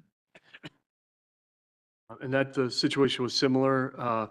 Mr. Cameron was not available tonight. He is scheduled to be at the next Public Works and Highway Committee meeting on Wednesday, October 4th, where he'll be presenting the results of the analysis. And I'm sure we could schedule him for a future village board meeting as well. Okay. Any questions on item L? Next items then are closed session, starting with M, N, and O. M reads Meridian Germantown LLP versus Village of Germantown, case number 23-CV-426. The village board may go into closed session per Wisconsin statutes 19.85 subsection 1 subparagraph G for the purpose of conferring with legal counsel for the governmental body who is rendering oral or written advice concerning strategy to be adopted by the body with respect to litigation in which it is or is likely to become involved, and then re-enter into open session to take such action as it deems appropriate. Item N is acquisition of North 96 West 18058 County Line Road. Village board may go into closed session per Wisconsin statutes 19.85 subparagraph 1 subsection E for the purpose of deliberating or negotiating the purchasing of public properties, investing in public funds, or conducting other specified public business whenever competitive or bargaining reasons require a closed session, and then re-enter into open session to take such action as it deems appropriate.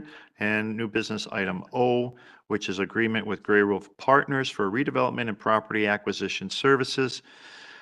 Village board may go into closed session per Wisconsin statutes 19.85 subsection 1 subparagraph E for the purpose of deliberating or negotiating the purchasing of public properties, investing in public funds, or conducting other specified public business whenever competitive or bargaining reasons require a closed session, and then re-enter into open session to take such action as it deems appropriate. Motion to go into closed session, MNO. Motion made and Are you seconded. guys gonna call me or what? I think we're gonna go with or what? Just kidding. Yeah, Really? of course, we'll call you. Okay. Well, I don't know. Like, is Steve gonna call me and put me on speakerphone, or what's the deal? Yes. Okay, who's Okay. included Thank in you. M? You're welcome. In M, N, and O. For M, the village clerk, the village attorney, and myself. For N, the sewer superintendent, the community development director, and the village attorney. And then for O, the community development director, the village attorney, and me. So, oh geez, you got everybody in every one of them. All right. Would you like to take them in this order? This man's injured.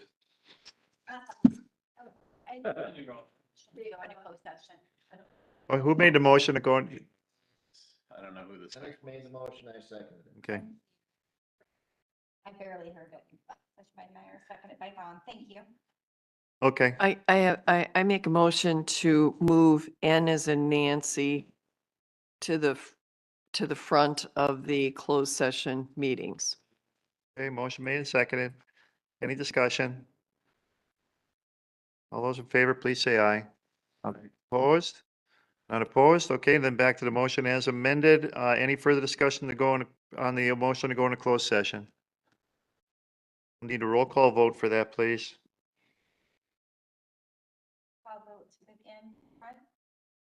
No, roll call vote to go into closed session that makes N go to the front, yes.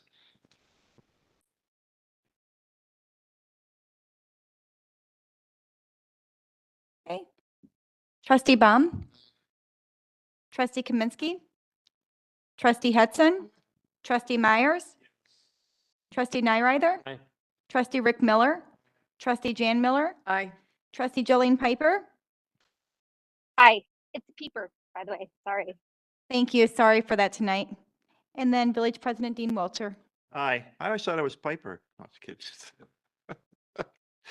All right, before we adjourn into closed session, You know, our it's next Peeper. village board meeting, let me finish. Our next village board meeting will be on, I gotta look at the calendar.